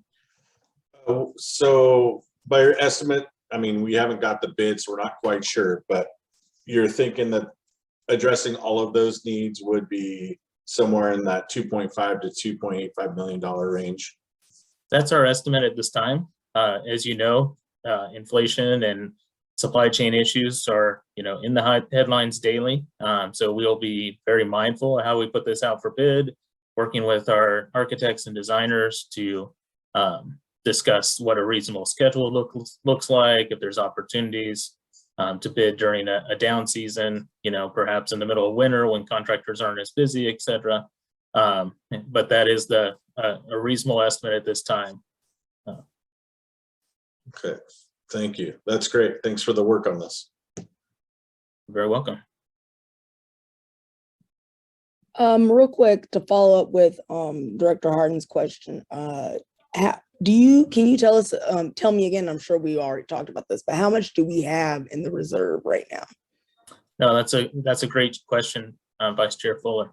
So in the board reserve account, we have sold just over $6 million in properties. You'll recall that the board directed the administration to use approximately $350,000 of those funds to purchase projectors and then to pay the board reserve account back in future years as approved by the budget committee. So the current balance is approximately $5.65 million. We do have one property that is under contract right now. That is the additional acreage adjacent to Butler Creek Elementary, which is not closed, and that would provide additional proceeds. Thank you. Director Shields? Along those same lines, one of the things that we need to move along and in concert with this discussion will be the use of the board reserve fund. It's a separate yet connected discussion because it's one-time money that'll never come back ever. We have to be judicious about that. And I understand that we might, there's no guarantees, but we might have monies in that were set aside for contingencies from the bond. And that we would be, this was my belief, and if I'm wrong, someone needs to correct me, but that we would be tapping any of those monies left over in bond proceeds to these athletic projects, because those athletic projects were just below the bond line. It's not like we don't all know that this needs to be done. That isn't the question. It's the resources to be used. And if we can maximize the resources that are coming to us or have come to us via the bond, that's why to me, this is like a delicate dance, right? I'm trying to look at this one pot of money that never will come back, bond money that we've asked our community to support us to do, and yet knowing that we have had this need across the board for our athletic community as well. So I think we need to step it up in terms of a future agenda item on the board reserve fund, because we just keep talking about it like it's going to be there, which it is. But we have to make a decision about how we go about making these decisions about how it's spent. Thank you. That's an excellent comment, Director Shields. You may recall that from the pre-bond planning, the district had identified approximately $130 million in facility needs across the district. And we greatly appreciate the community support for the 2020 bond. Incredibly grateful and thankful for that. It was $65 million. We received $7.5 million of matching funds, and we've received a seismic grant at Pleasant Valley and some additional energy trust funding. But we are still approximately $50 million short from the needs that were identified at that time. And as we've discussed, prices and expenses are only increasing at this time. So there is a lot of need in the district. And so whether it's the board reserve account or it's the bond contingency funding, I think it's wise of the board to develop some kind of decision matrix or a way that they will decide on which projects move forward appropriately to best meet student needs in the district. So thank you for surfacing that.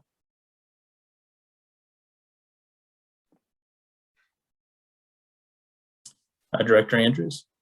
So on that same topic, I think we've decided we're going to probably go forward with the work on the field and everything at the athletic facilities, and preliminarily use reserve funds to pay for it. But if we decide we want to keep a greater reserve account, can we transfer money from the bond fund back to the reserve account? Say we want to keep the 6 million in reserves and we're using capital money. Can we, after we have this conversation about what our reserve balance needs to be, can we decide, oh, we really wanted to use bond money for this work and therefore we'll reimburse ourselves? That's a great question. The process of using bond funds is you can only use bond funds for items that were identified in the ballot measure. Now, the ballot measure was very specific in some areas, but also then general for other school improvements.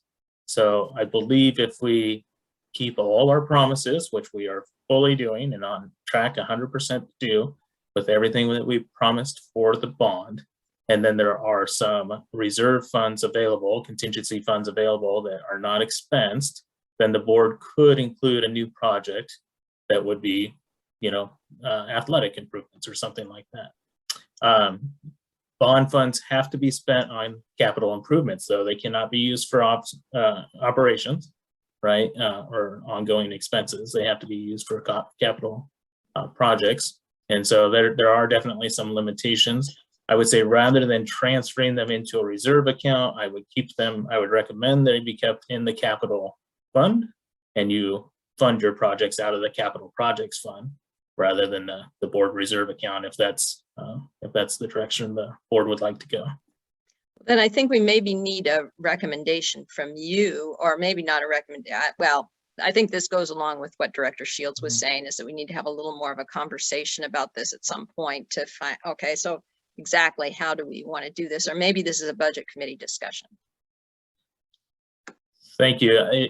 If asked for my recommendation, I would recommend that the bond funds be used solely on the school buildings, including the contingency funds and improvements related to the school buildings. And I would recommend the board reserve account be used separately for the athletic field improvements.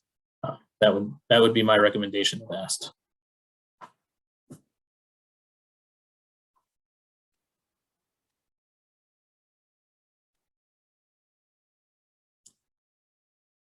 And I see Scott Rose, our owner's rep, has joined us if there's any additional questions on these or other bond topics.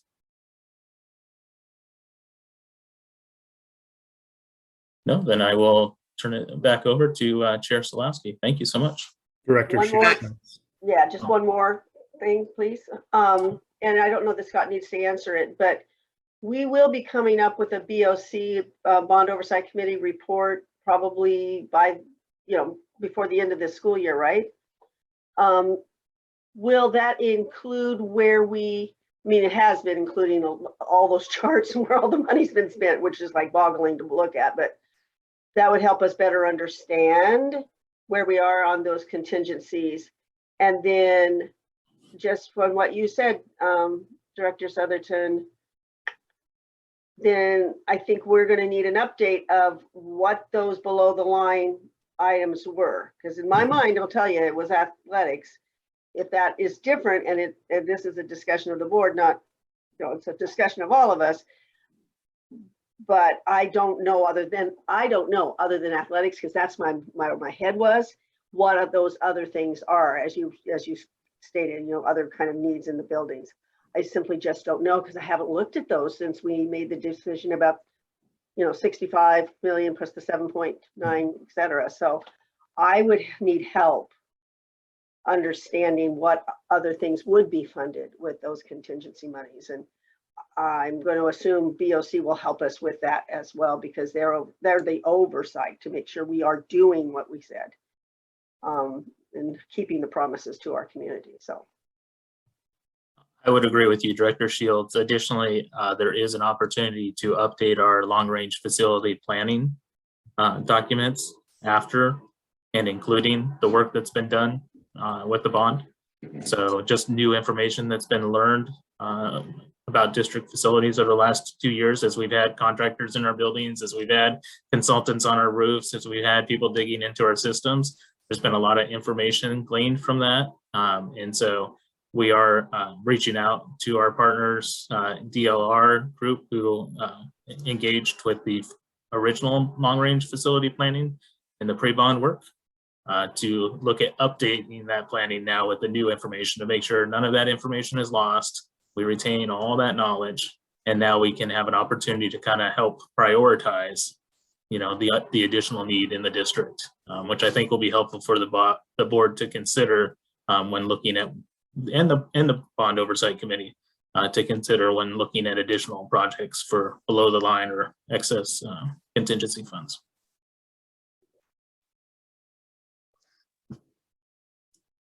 Director Harden? Sorry that it popped up. What about some possible grants? And I understand if there's lack of bandwidth, you know, as you've been trying to get the numbers to see how much it costs. But if there's a possibility of grants or using some of our community partners or ways for, I mean, this would be for the whole community to use. So some ways of gathering funds outside of specifically the bond reserve account. Excellent question. And we did just recently submit applications for additional seismic improvement grants. So you will recall there's additional seismic improvements that can be done at Oliver. We are doing part of them as the bond projects, but there's some additional work that could be done. We also applied for another $2.5 million seismic improvement grant for Powell Butte Elementary. And so we're partnering with Energy Trust of Oregon and looking at leveraging some of those grants as well. So we definitely, I would say, you know, we'll find the bandwidth if there's opportunities out there, right? We're going to do everything we possibly can for our students and for the community. But great ideas. Thank you so much for bringing those forward. Thank you.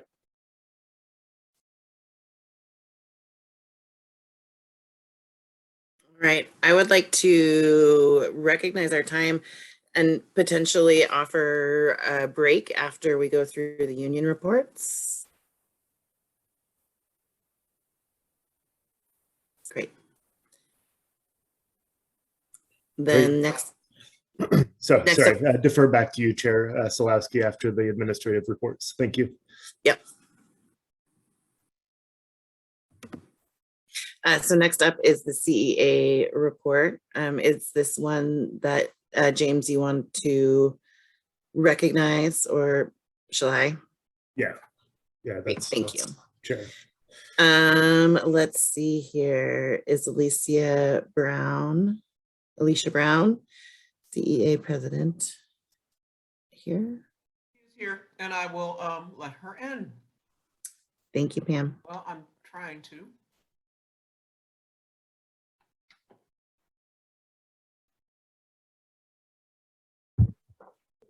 Thank you so much. Hello there. Thanks for having me tonight. So much good information always comes out of these board meetings.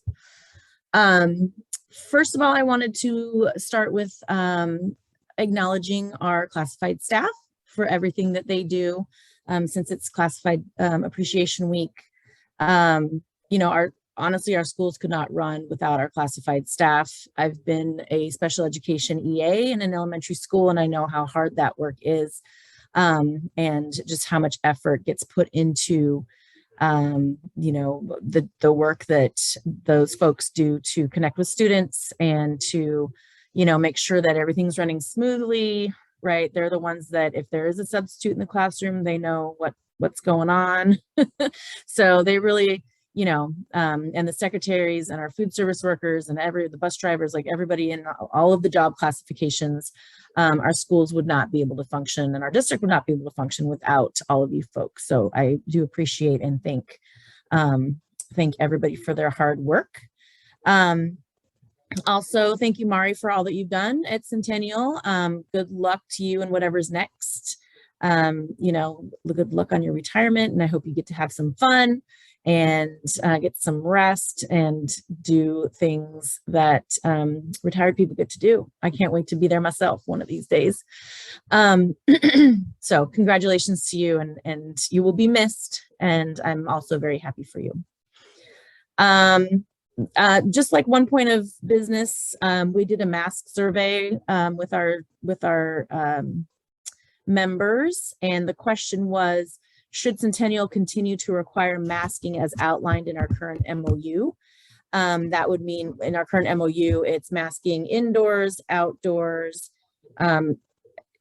indoors unless actively eating or drinking, and or you like if a person is in a contained room with 4 walls and a ceiling and a door, and also outdoors. And so we've already lifted the outdoor mask mandate, and it was actually pretty divided. We had 214 responses. We have about 330 members this year.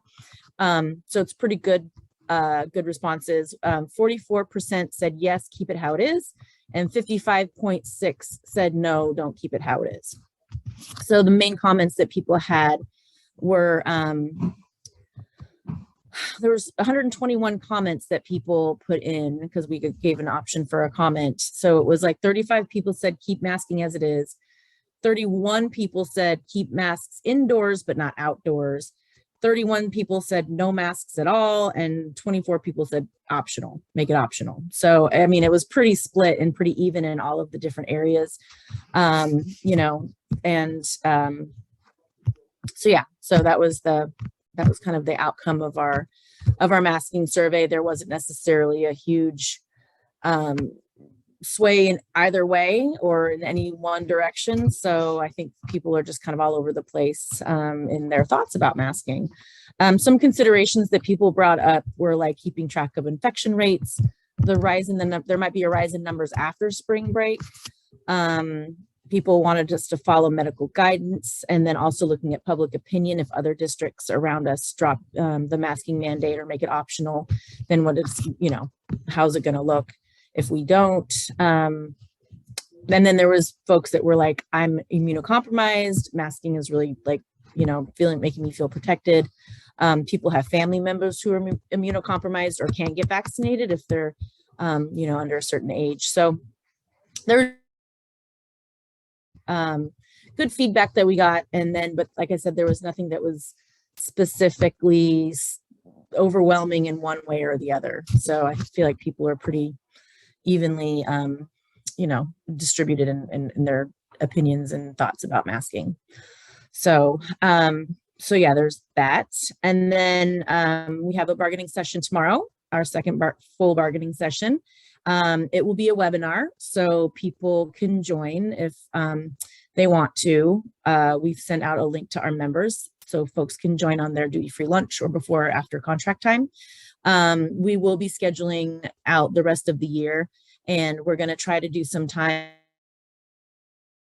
some members can join. So there'll be some like, you know, late afternoon, early evening sessions that we're going to be scheduling so that folks can join and see what's going on and be part of the, you know, be part of the experience. So I think that's it. I know that we're keeping an eye on time. So thank you so much. And spring break's right around the corner, y'all. I'm ready. I hope everybody else is too.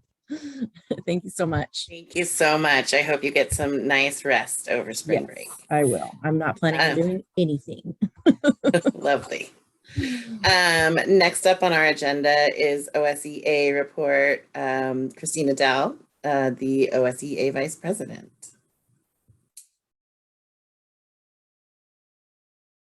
Hi, welcome. Hi, thank you for having me.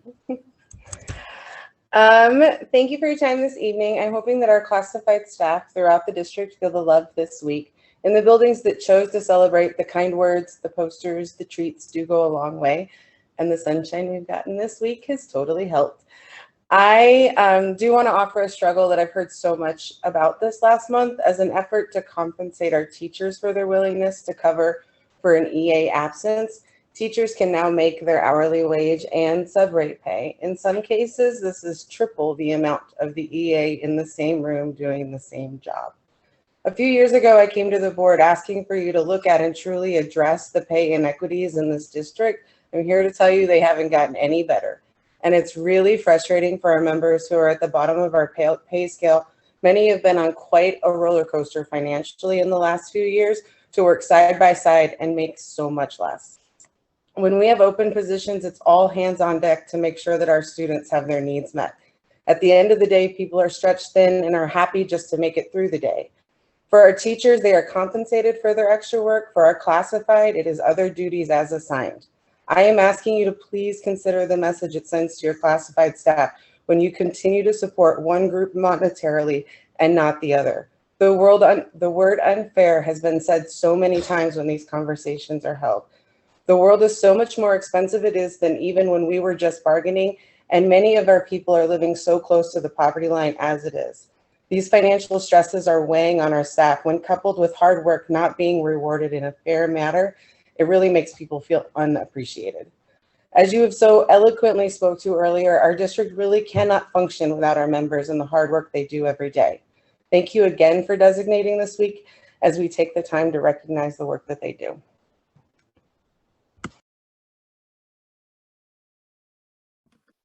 Thank you so much for sharing that. I appreciate it.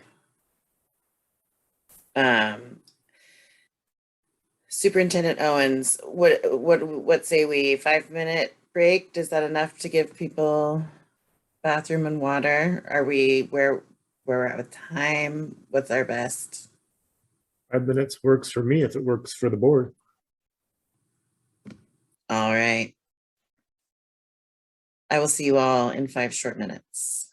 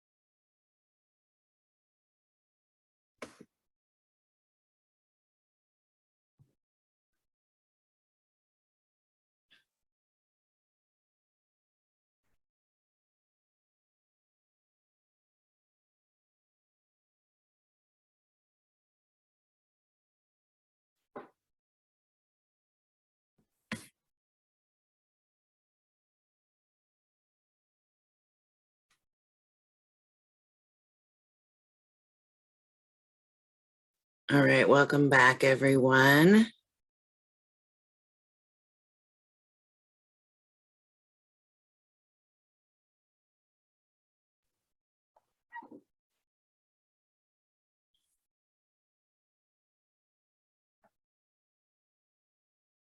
Just want to make sure everybody's here before we get going again. Sure. Thank you. Oops. There's Director Shields too. Okay. I unmuted the cameras. Next up on our, are we ready to continue on? Excellent. Next up, we have confirmation items confirmed en masse. Can I get a motion? Oh, David? Yeah, I had a quick question. Sorry, just Director Lynn. Sure, yeah. I just had a quick question on the Catapult Learning contract and the one right after about the IEP toolkit. I was just wondering, is this a telepractice company? Or are they going to be providing in-person therapists? Do we know that yet? You bet.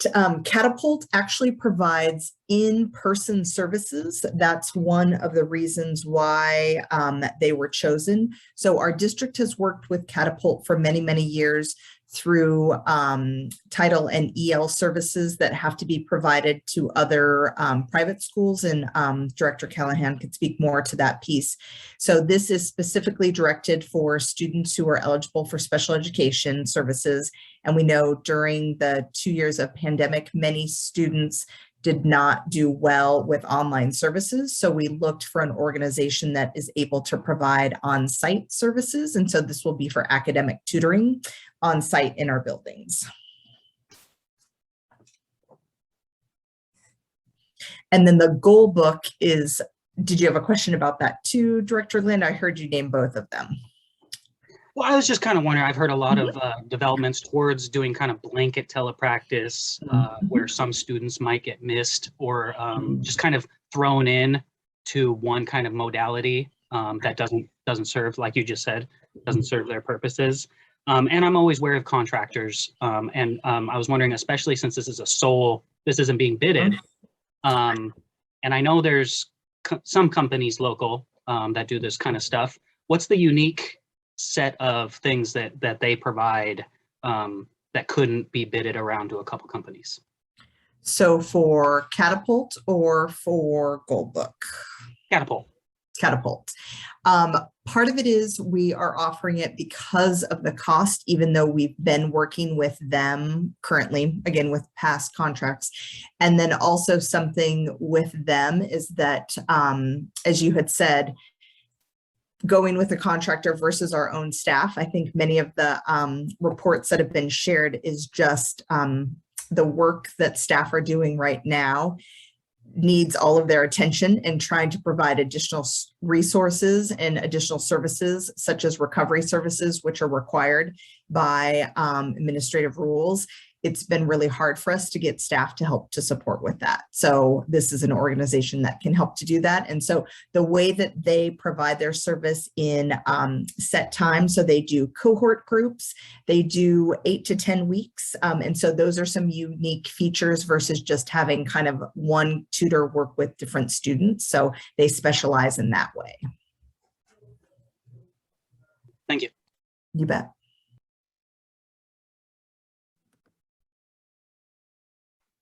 Excellent. I move we approve all confirmation items in section 6. Seconded. All right, so we have a motion from Director Andrews to confirm all confirmation items en masse. We have a second by Vice Chair Fuller. All those in favor, please say aye. Aye. Aye. Aye. Aye. Opposed? All right, the ayes have it unanimously. Next up on our agenda item, let's see, board action items. Chair Selesky. Yes. Oh, old business first. Yeah, go ahead. Yeah. I should have said something earlier and I apologize for not doing so, but the email discussion is important for us to have, but we were also going to have some training about that in our OSBA training. So I would like to have that training prior to the discussion. I think that would help inform us about what's kind of going on with other standards. So if need be, I could make a motion to postpone the discussion from this evening to just a later time on our agenda after the OSBA training.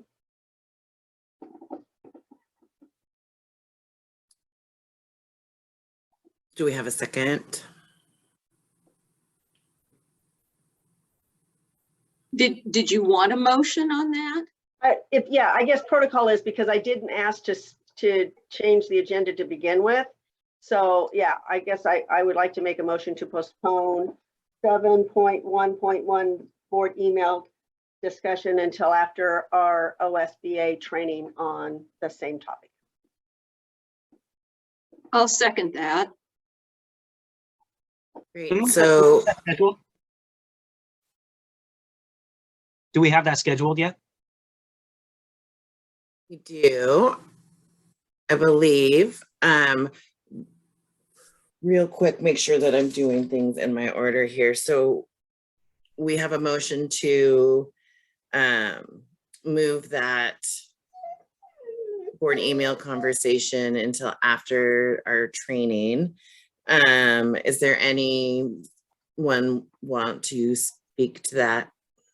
Yeah, I'm still confused on which the date, which specific date. So how long we're waiting to discuss? Yeah, we haven't heard, I don't think, of the new date. So I don't know if Pam Jordan has that information yet for us. We're still working on it. I was communicating with Vince today.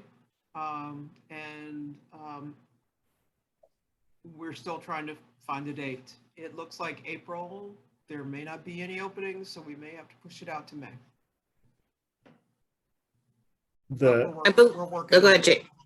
Thank I you. was just wondering, we had talked about on agenda topic 7.1.2, and Pam, you and I just didn't have a chance to connect today. Did the date in which the budget calendar, I think it's April 7th or whatever that Wednesday is, does that not work for Vince? No, it does not. He Okay, has, thank you. something else scheduled. Got it. Okay, so I'm just concerned about putting this off somewhat indefinitely. I don't want to be a year or 2 years in before we come up with this that's come up a couple months ago. There might be, I mean, is there concerns that we need training on how to use email, or that we can't just read, you know, a sheet of recommendations and policies and procedures kind of thing? We do have a recommendation, Superintendent Owens, if you wanted to speak to the recommendation from your team. Yeah, I can speak to that, and that would be predicated on the board deciding that they would like to have district email accounts, and if so, that recommendation, I can turn it to Director Southerton to speak to what that recommendation would be. Great. So regarding having Centennial email accounts, we discussed the opportunity to either have the CSD 28j.org common domain that is used for Centennial employees, or we discussed having additional domain created, which would be Centennial Board or Centennial Partners or other things like that. And speaking with our IT department, their recommendation is that if the board is going to adopt having a Centennial email, that it be the same domain that is used for employees, just for ease of security. It's easier to secure one network contact or one domain, or easier to secure one than two. We have the same reporting requirements. We have the same freedom of information request requirements. We have all the same requirements regardless if there's one domain or two. We have security risk can be minimized by these would be simply email addresses. They would not be Active Directory accounts or credentials to log on to computers or other things on the data, the district network or other things in premise. Is that helpful to provide some additional information on the opportunities there for a Centennial email address? Is, and correct me if I'm wrong, I believe we had a discussion with Vince about what they felt, and he didn't necessarily have, I don't think we had any training on it, but I know we asked the question to him, and his response, I feel, was that it was kind of up to us, that it didn't, there wasn't a lot one way or the other that would impact.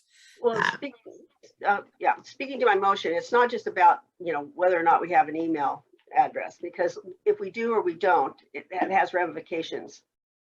And I don't know, I was looking at the fact that we have an executive session and it's already 8:45, and I don't see this as a kick it down the road for a year or more either, but I do see that based on what we've got going on, that taking a little bit more time to have the discussion during our board training so we can tease out all of that. And we're missing a board member as well. Yeah. So that was the Sure. reason for doing my rationale. Yeah, and I mean, I would love for this to come up a little sooner. Again, if we're not even getting, we're not going to do March, we're not going to do April, then May is up in the air, and we've already got a lot of other stuff coming down the pipe.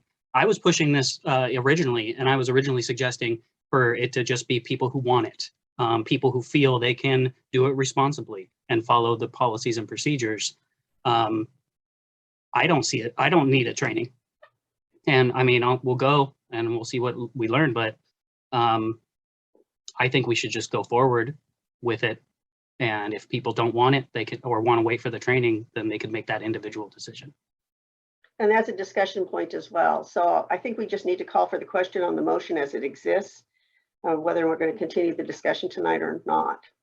Yeah, so the motion on the table is to table the conversation about the board emails. All those in favor? Yeah.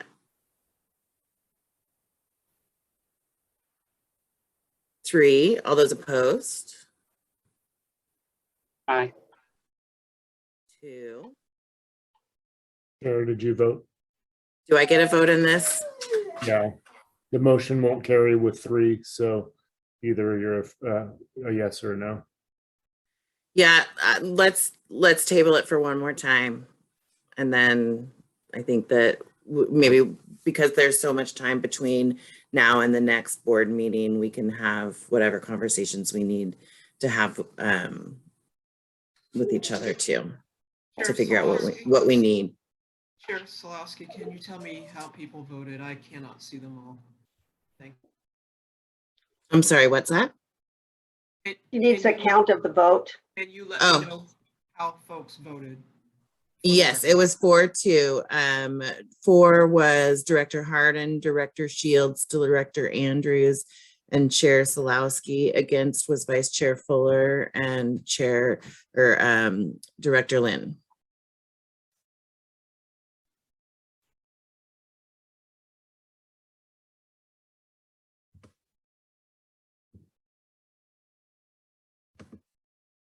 All right.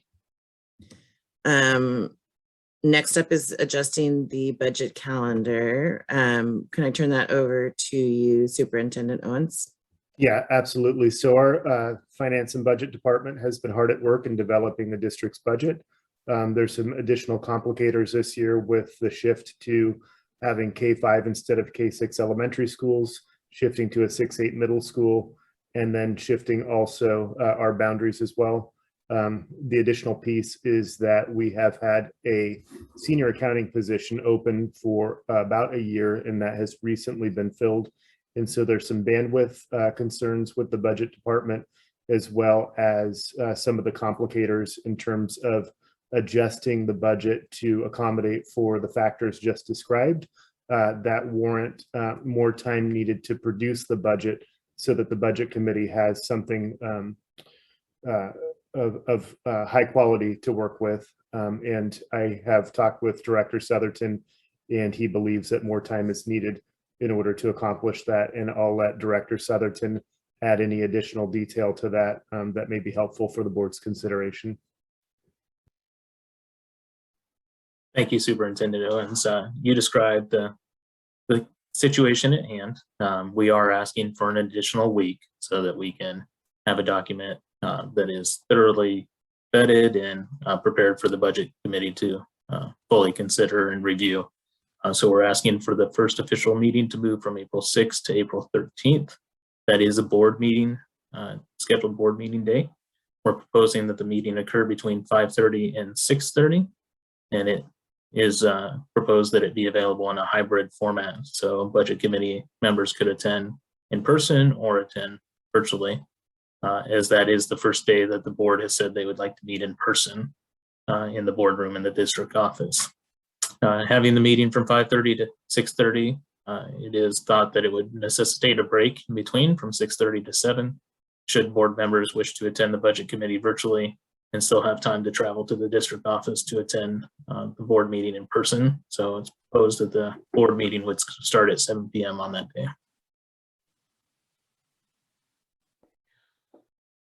Motion to approve as presented. Second. All right, we've got a motion to approve as presented by Director Shields, a second by Vice Chair Fuller. All those in favor say aye. Aye. Aye. Opposed? The motion passes unanimously. Under moving forward to new business. Let's see whose name is attached to that first one. Considering the memorandum of understanding between the Centennial Education Association and Centennial School District regarding staffing processes for Oliver in 6th grade to middle school transition. Is there any, Superintendent Owens, would you like to speak to that? Yeah, absolutely. Thank you. So I will pass this ultimately over to Dr. Katsuda to be able to speak to. But what I will say is that with all of the processes that I just described in the previous agenda item, with the grade level configuration, with the new middle school that we're bringing online, with the boundary adjustments, there are a whole host of staffing considerations that accompany that, and those are fairly complex. And so our existing contract with CEA addresses a lot, but not all, of what is needed in order to accomplish some of the staffing maneuvers, from taking Oliver Elementary offline as an elementary school to moving staff into positions at Oliver Middle School, and what to do with existing 6th grade teachers as well.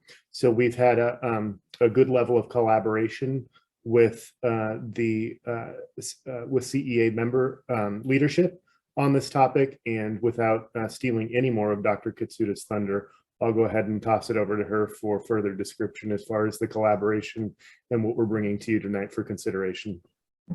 Thank you. Yes, we've met with CEA leadership, I think 3, and if you count another meeting, 4 times, to talk about specific and unique staffing transition as it pertains to the Oliver Middle School transition. And so the board note provides you a 30,000-foot overview of some of the specific staffing transitions. I don't know if you want me to review it in more detail than what's provided in the board note and in the MOU, or if I should open it up for questions in case you have any. Yes, Jess. Yeah, I had a question. So we just approved all these contracts at all the different schools. Mm-hmm. You know, all these positions up in the confirmation items. Mm-hmm. All these contract extensions. How does that affect? Because there's some teachers, obviously Oliver's going to be very different from those contracts, and as well as, you know, 6th graders at the elementary. So how are those adjusted? And so what you've approved are positions that are probationary, moving forward, et cetera, right? For every single school. Those aren't necessarily addressed in this particular MOU. This MOU is focused on the Oliver transition. And so those are relative to all the schools and the positions they have currently in the schools, right? So the Oliver, the positions addressed in the MOU pertaining to Oliver transition are specific to grade levels, teachers who are going to be impacted by the transition, and not all teachers in those positions that you, excuse me, that you just approved are impacted, right? And so I'm not able to see all of those, or the specific positions to speak to the specific details, but the MOU is just pertaining to the grade level positions. Not all, and it won't necessarily be directly related to all of the positions that you have pre-approved in mass earlier. And I don't know if I'm answering your question. Yeah, let me speak to that a little bit too. And Director Harden, I kind of missed part of your question. So if I get just completely off base, rein me back in. But what you addressed in confirmation items was contract and probationary status, and affirming that folks in those statuses would move forward in their contract cycle. So what you dealt with was employee contracts as the employee and where they stand relative to being probationary or contract status. The way they were reflected in the notes that you saw put them in the locations where they are, but that really is just a method of categorizing where they are for ease of just kind of knowing, okay, these are the teachers at Meadows, these are the teachers at the high school. But what we're doing with respect to staffing with the middle school, with Oliver, 6th grade, that is really relative to the positions, not the personnel. So you have to kind of tease those two pieces out. What we're doing is we're moving where positions exist. For example, 6th grade positions no longer exist at the elementary level. They now exist at the middle school level. Positions no longer exist at Oliver Elementary, even though that school still remains and it's a building structure. It's now Oliver Middle School. So positions look different in that school. And so we need to move personnel into those positions. And that's what the MOU stipulates, is how to go about that process, not the existence of the personnel and their contract status, but how would they get maneuvered into the places where they need to go. And that's how that is. I don't know if that helped at all, but. That did help. So just so I understand, the contract is for the person. It doesn't necessarily, and it's for the building they're currently in. So it doesn't necessarily lock them in to that school. Correct. Yeah. Correct. The Yes. contract status transcends their actual placement in a position. It just locks in a position for them. Okay. Yeah. Mhm. Thank you for clarifying. Yeah. So I'm looking at the agenda here and I'm seeing that the actual MOU is not uploaded for your review. I was going to ask about that. I was thinking when Yeah. I saw that it wasn't there a few days ago that it was going to pop up over time. So I didn't say anything, but I'm kind of curious. Normally when you have an MOU, you'll give it to us to read. Yes, it was provided, but I'm not sure if it wasn't uploaded. So I'm not sure if we need to hold off on discussing this particular item without the details in front of you. I don't feel comfortable voting for it. Yeah. That's just my personal opinion. Yes. Let me see if I can find it quickly and email it to you all. Would that be acceptable or no? May I? Yes, please. If in concept, of course, I agree with this. This is an MOU and it's a normal and customary thing to do when you don't have anything specific in a contract that speaks to it. So it makes sense. Not having the actual document, though, is important to do.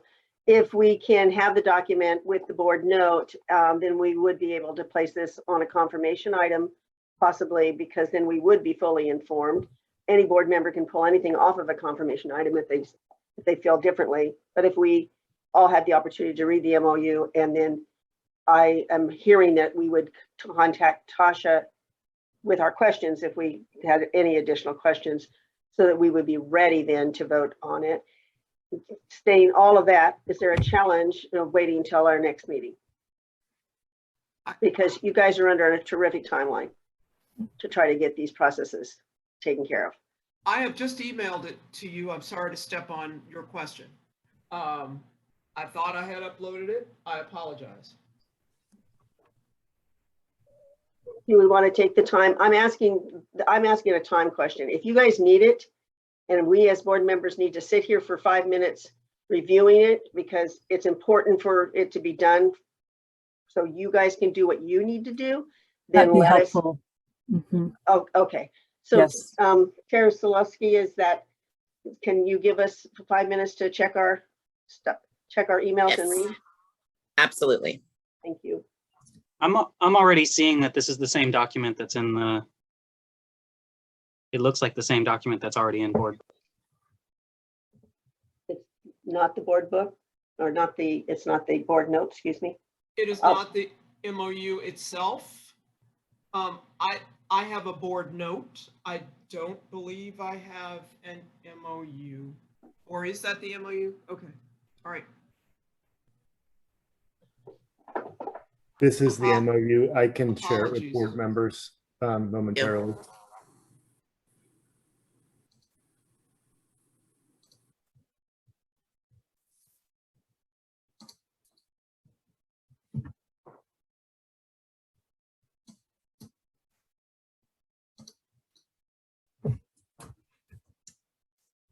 I just sent it to the board email, to the board group.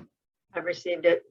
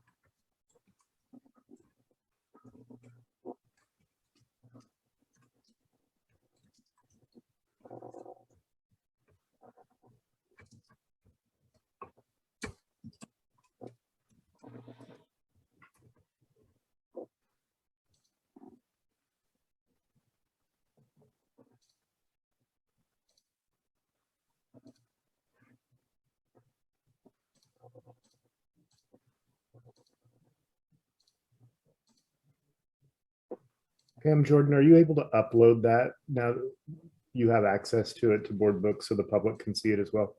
Yeah, I'm in the process of doing that now. Thank you. I'm not sure if anyone's waiting. I'm ready to move forward. I think it's good. Second it for me as well. Great, we have a motion by Director Lynn and a second by Vice Chair Fuller. Are there any questions or shall we move to a vote? Oh, yes, Dr. Shields. Question, it says for ECBC, I don't understand what the East County Bargaining Council has anything to do with this MOU. Unless I'm just in left field. I think specifically we were addressing some compensation around moving classrooms. And that I think would fall under their purview.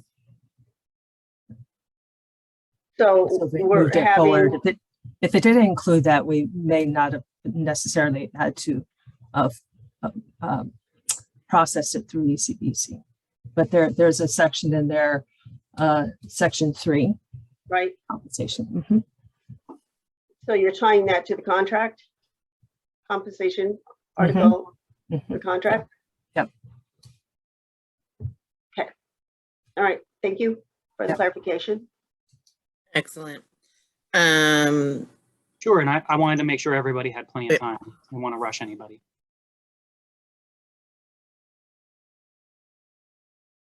All right, we have a motion on the table to accept the MOU as presented. Who made the motion, ma'am? Let's see, Director Lynn made the motion and Vice Chair Fuller seconded the motion. All those in favor say aye. Aye. Aye. Aye. Aye. I'm gonna abstain. I'm a slow reader. Sorry, Jess. So we've got 5 in favor, 1 abstain.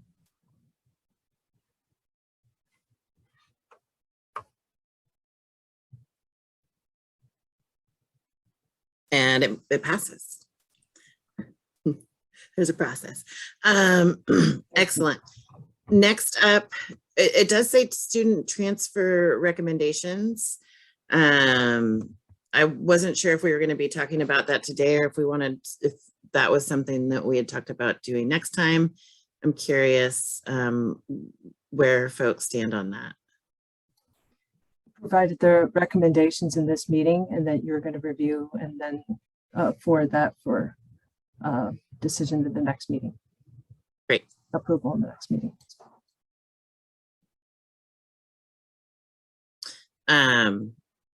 So then would you, the agenda item is the actual recommendations. Excellent. Superintendent Owens, would you like to introduce? Yeah, so the report that you received from Dr. Katsuda outlines the basic process, but there's a more specific recommendation that needs to be provided. And I will just give you, this is a previous year's recommendation so that you can see here, if you can see my screen, that specifies the slots that are being recommended to the board to authorized by school. And that was not, I did not see that included in what was provided to the board tonight for consideration. So you got an overview tonight in terms of how the process works. And subsequent to that, you will be provided this recommendation from the administration in terms of how to divide those 160 spots that we are recommending that are admitted into the district and into what school locations, if that makes sense. So between now and the next meeting, you will receive a specific recommendation from the administration that you can consider and potentially take action on in the next meeting. Thank you, Superintendent Owens. Are there any, so then we don't have anything to do at this point for that. Do we need any motions for anything? No, great. Future agenda items.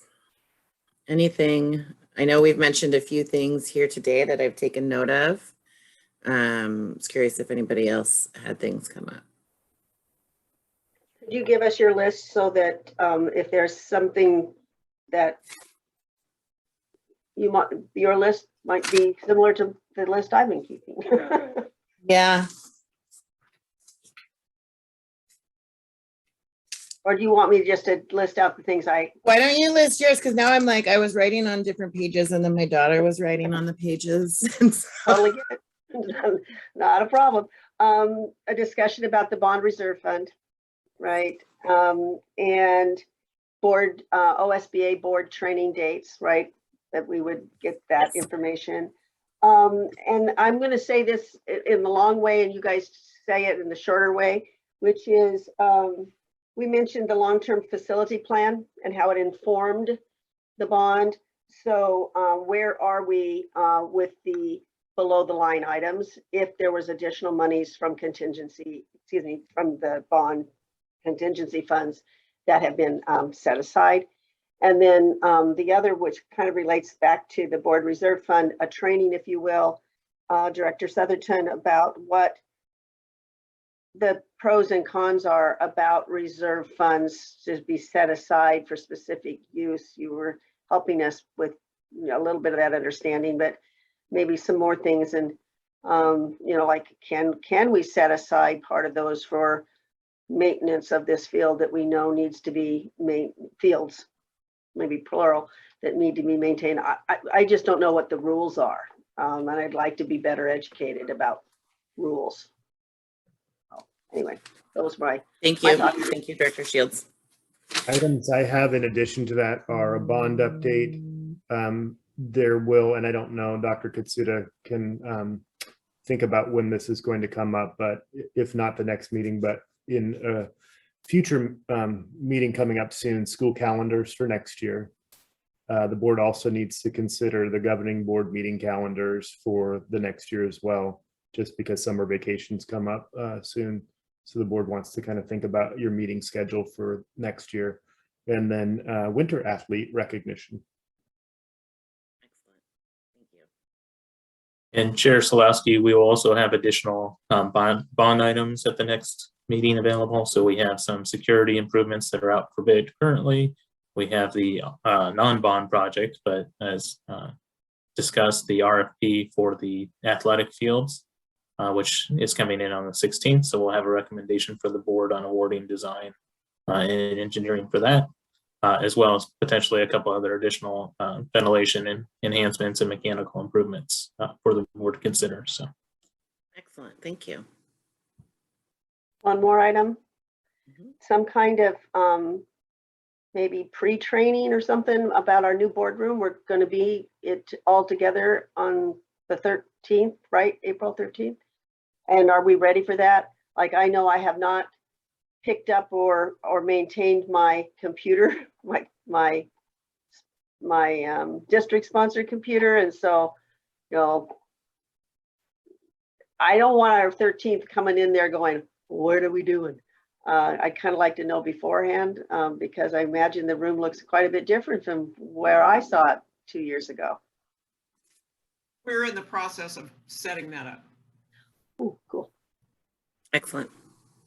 My understanding is that Executive Assistant Jordan is arranging for kind of like an open house so that we can have a dry run with the equipment so that we can become familiar with it, and that would be open to whomever would like to come and practice, you know, sitting in the chair in your spot, and then allowing the technology department to kind of zoom the cameras and all of that. Excellent. Looking forward to seeing everyone in person. It's going to be great fun. Anything else for the good of the order? This meeting is adjourned at 9:11 p.m.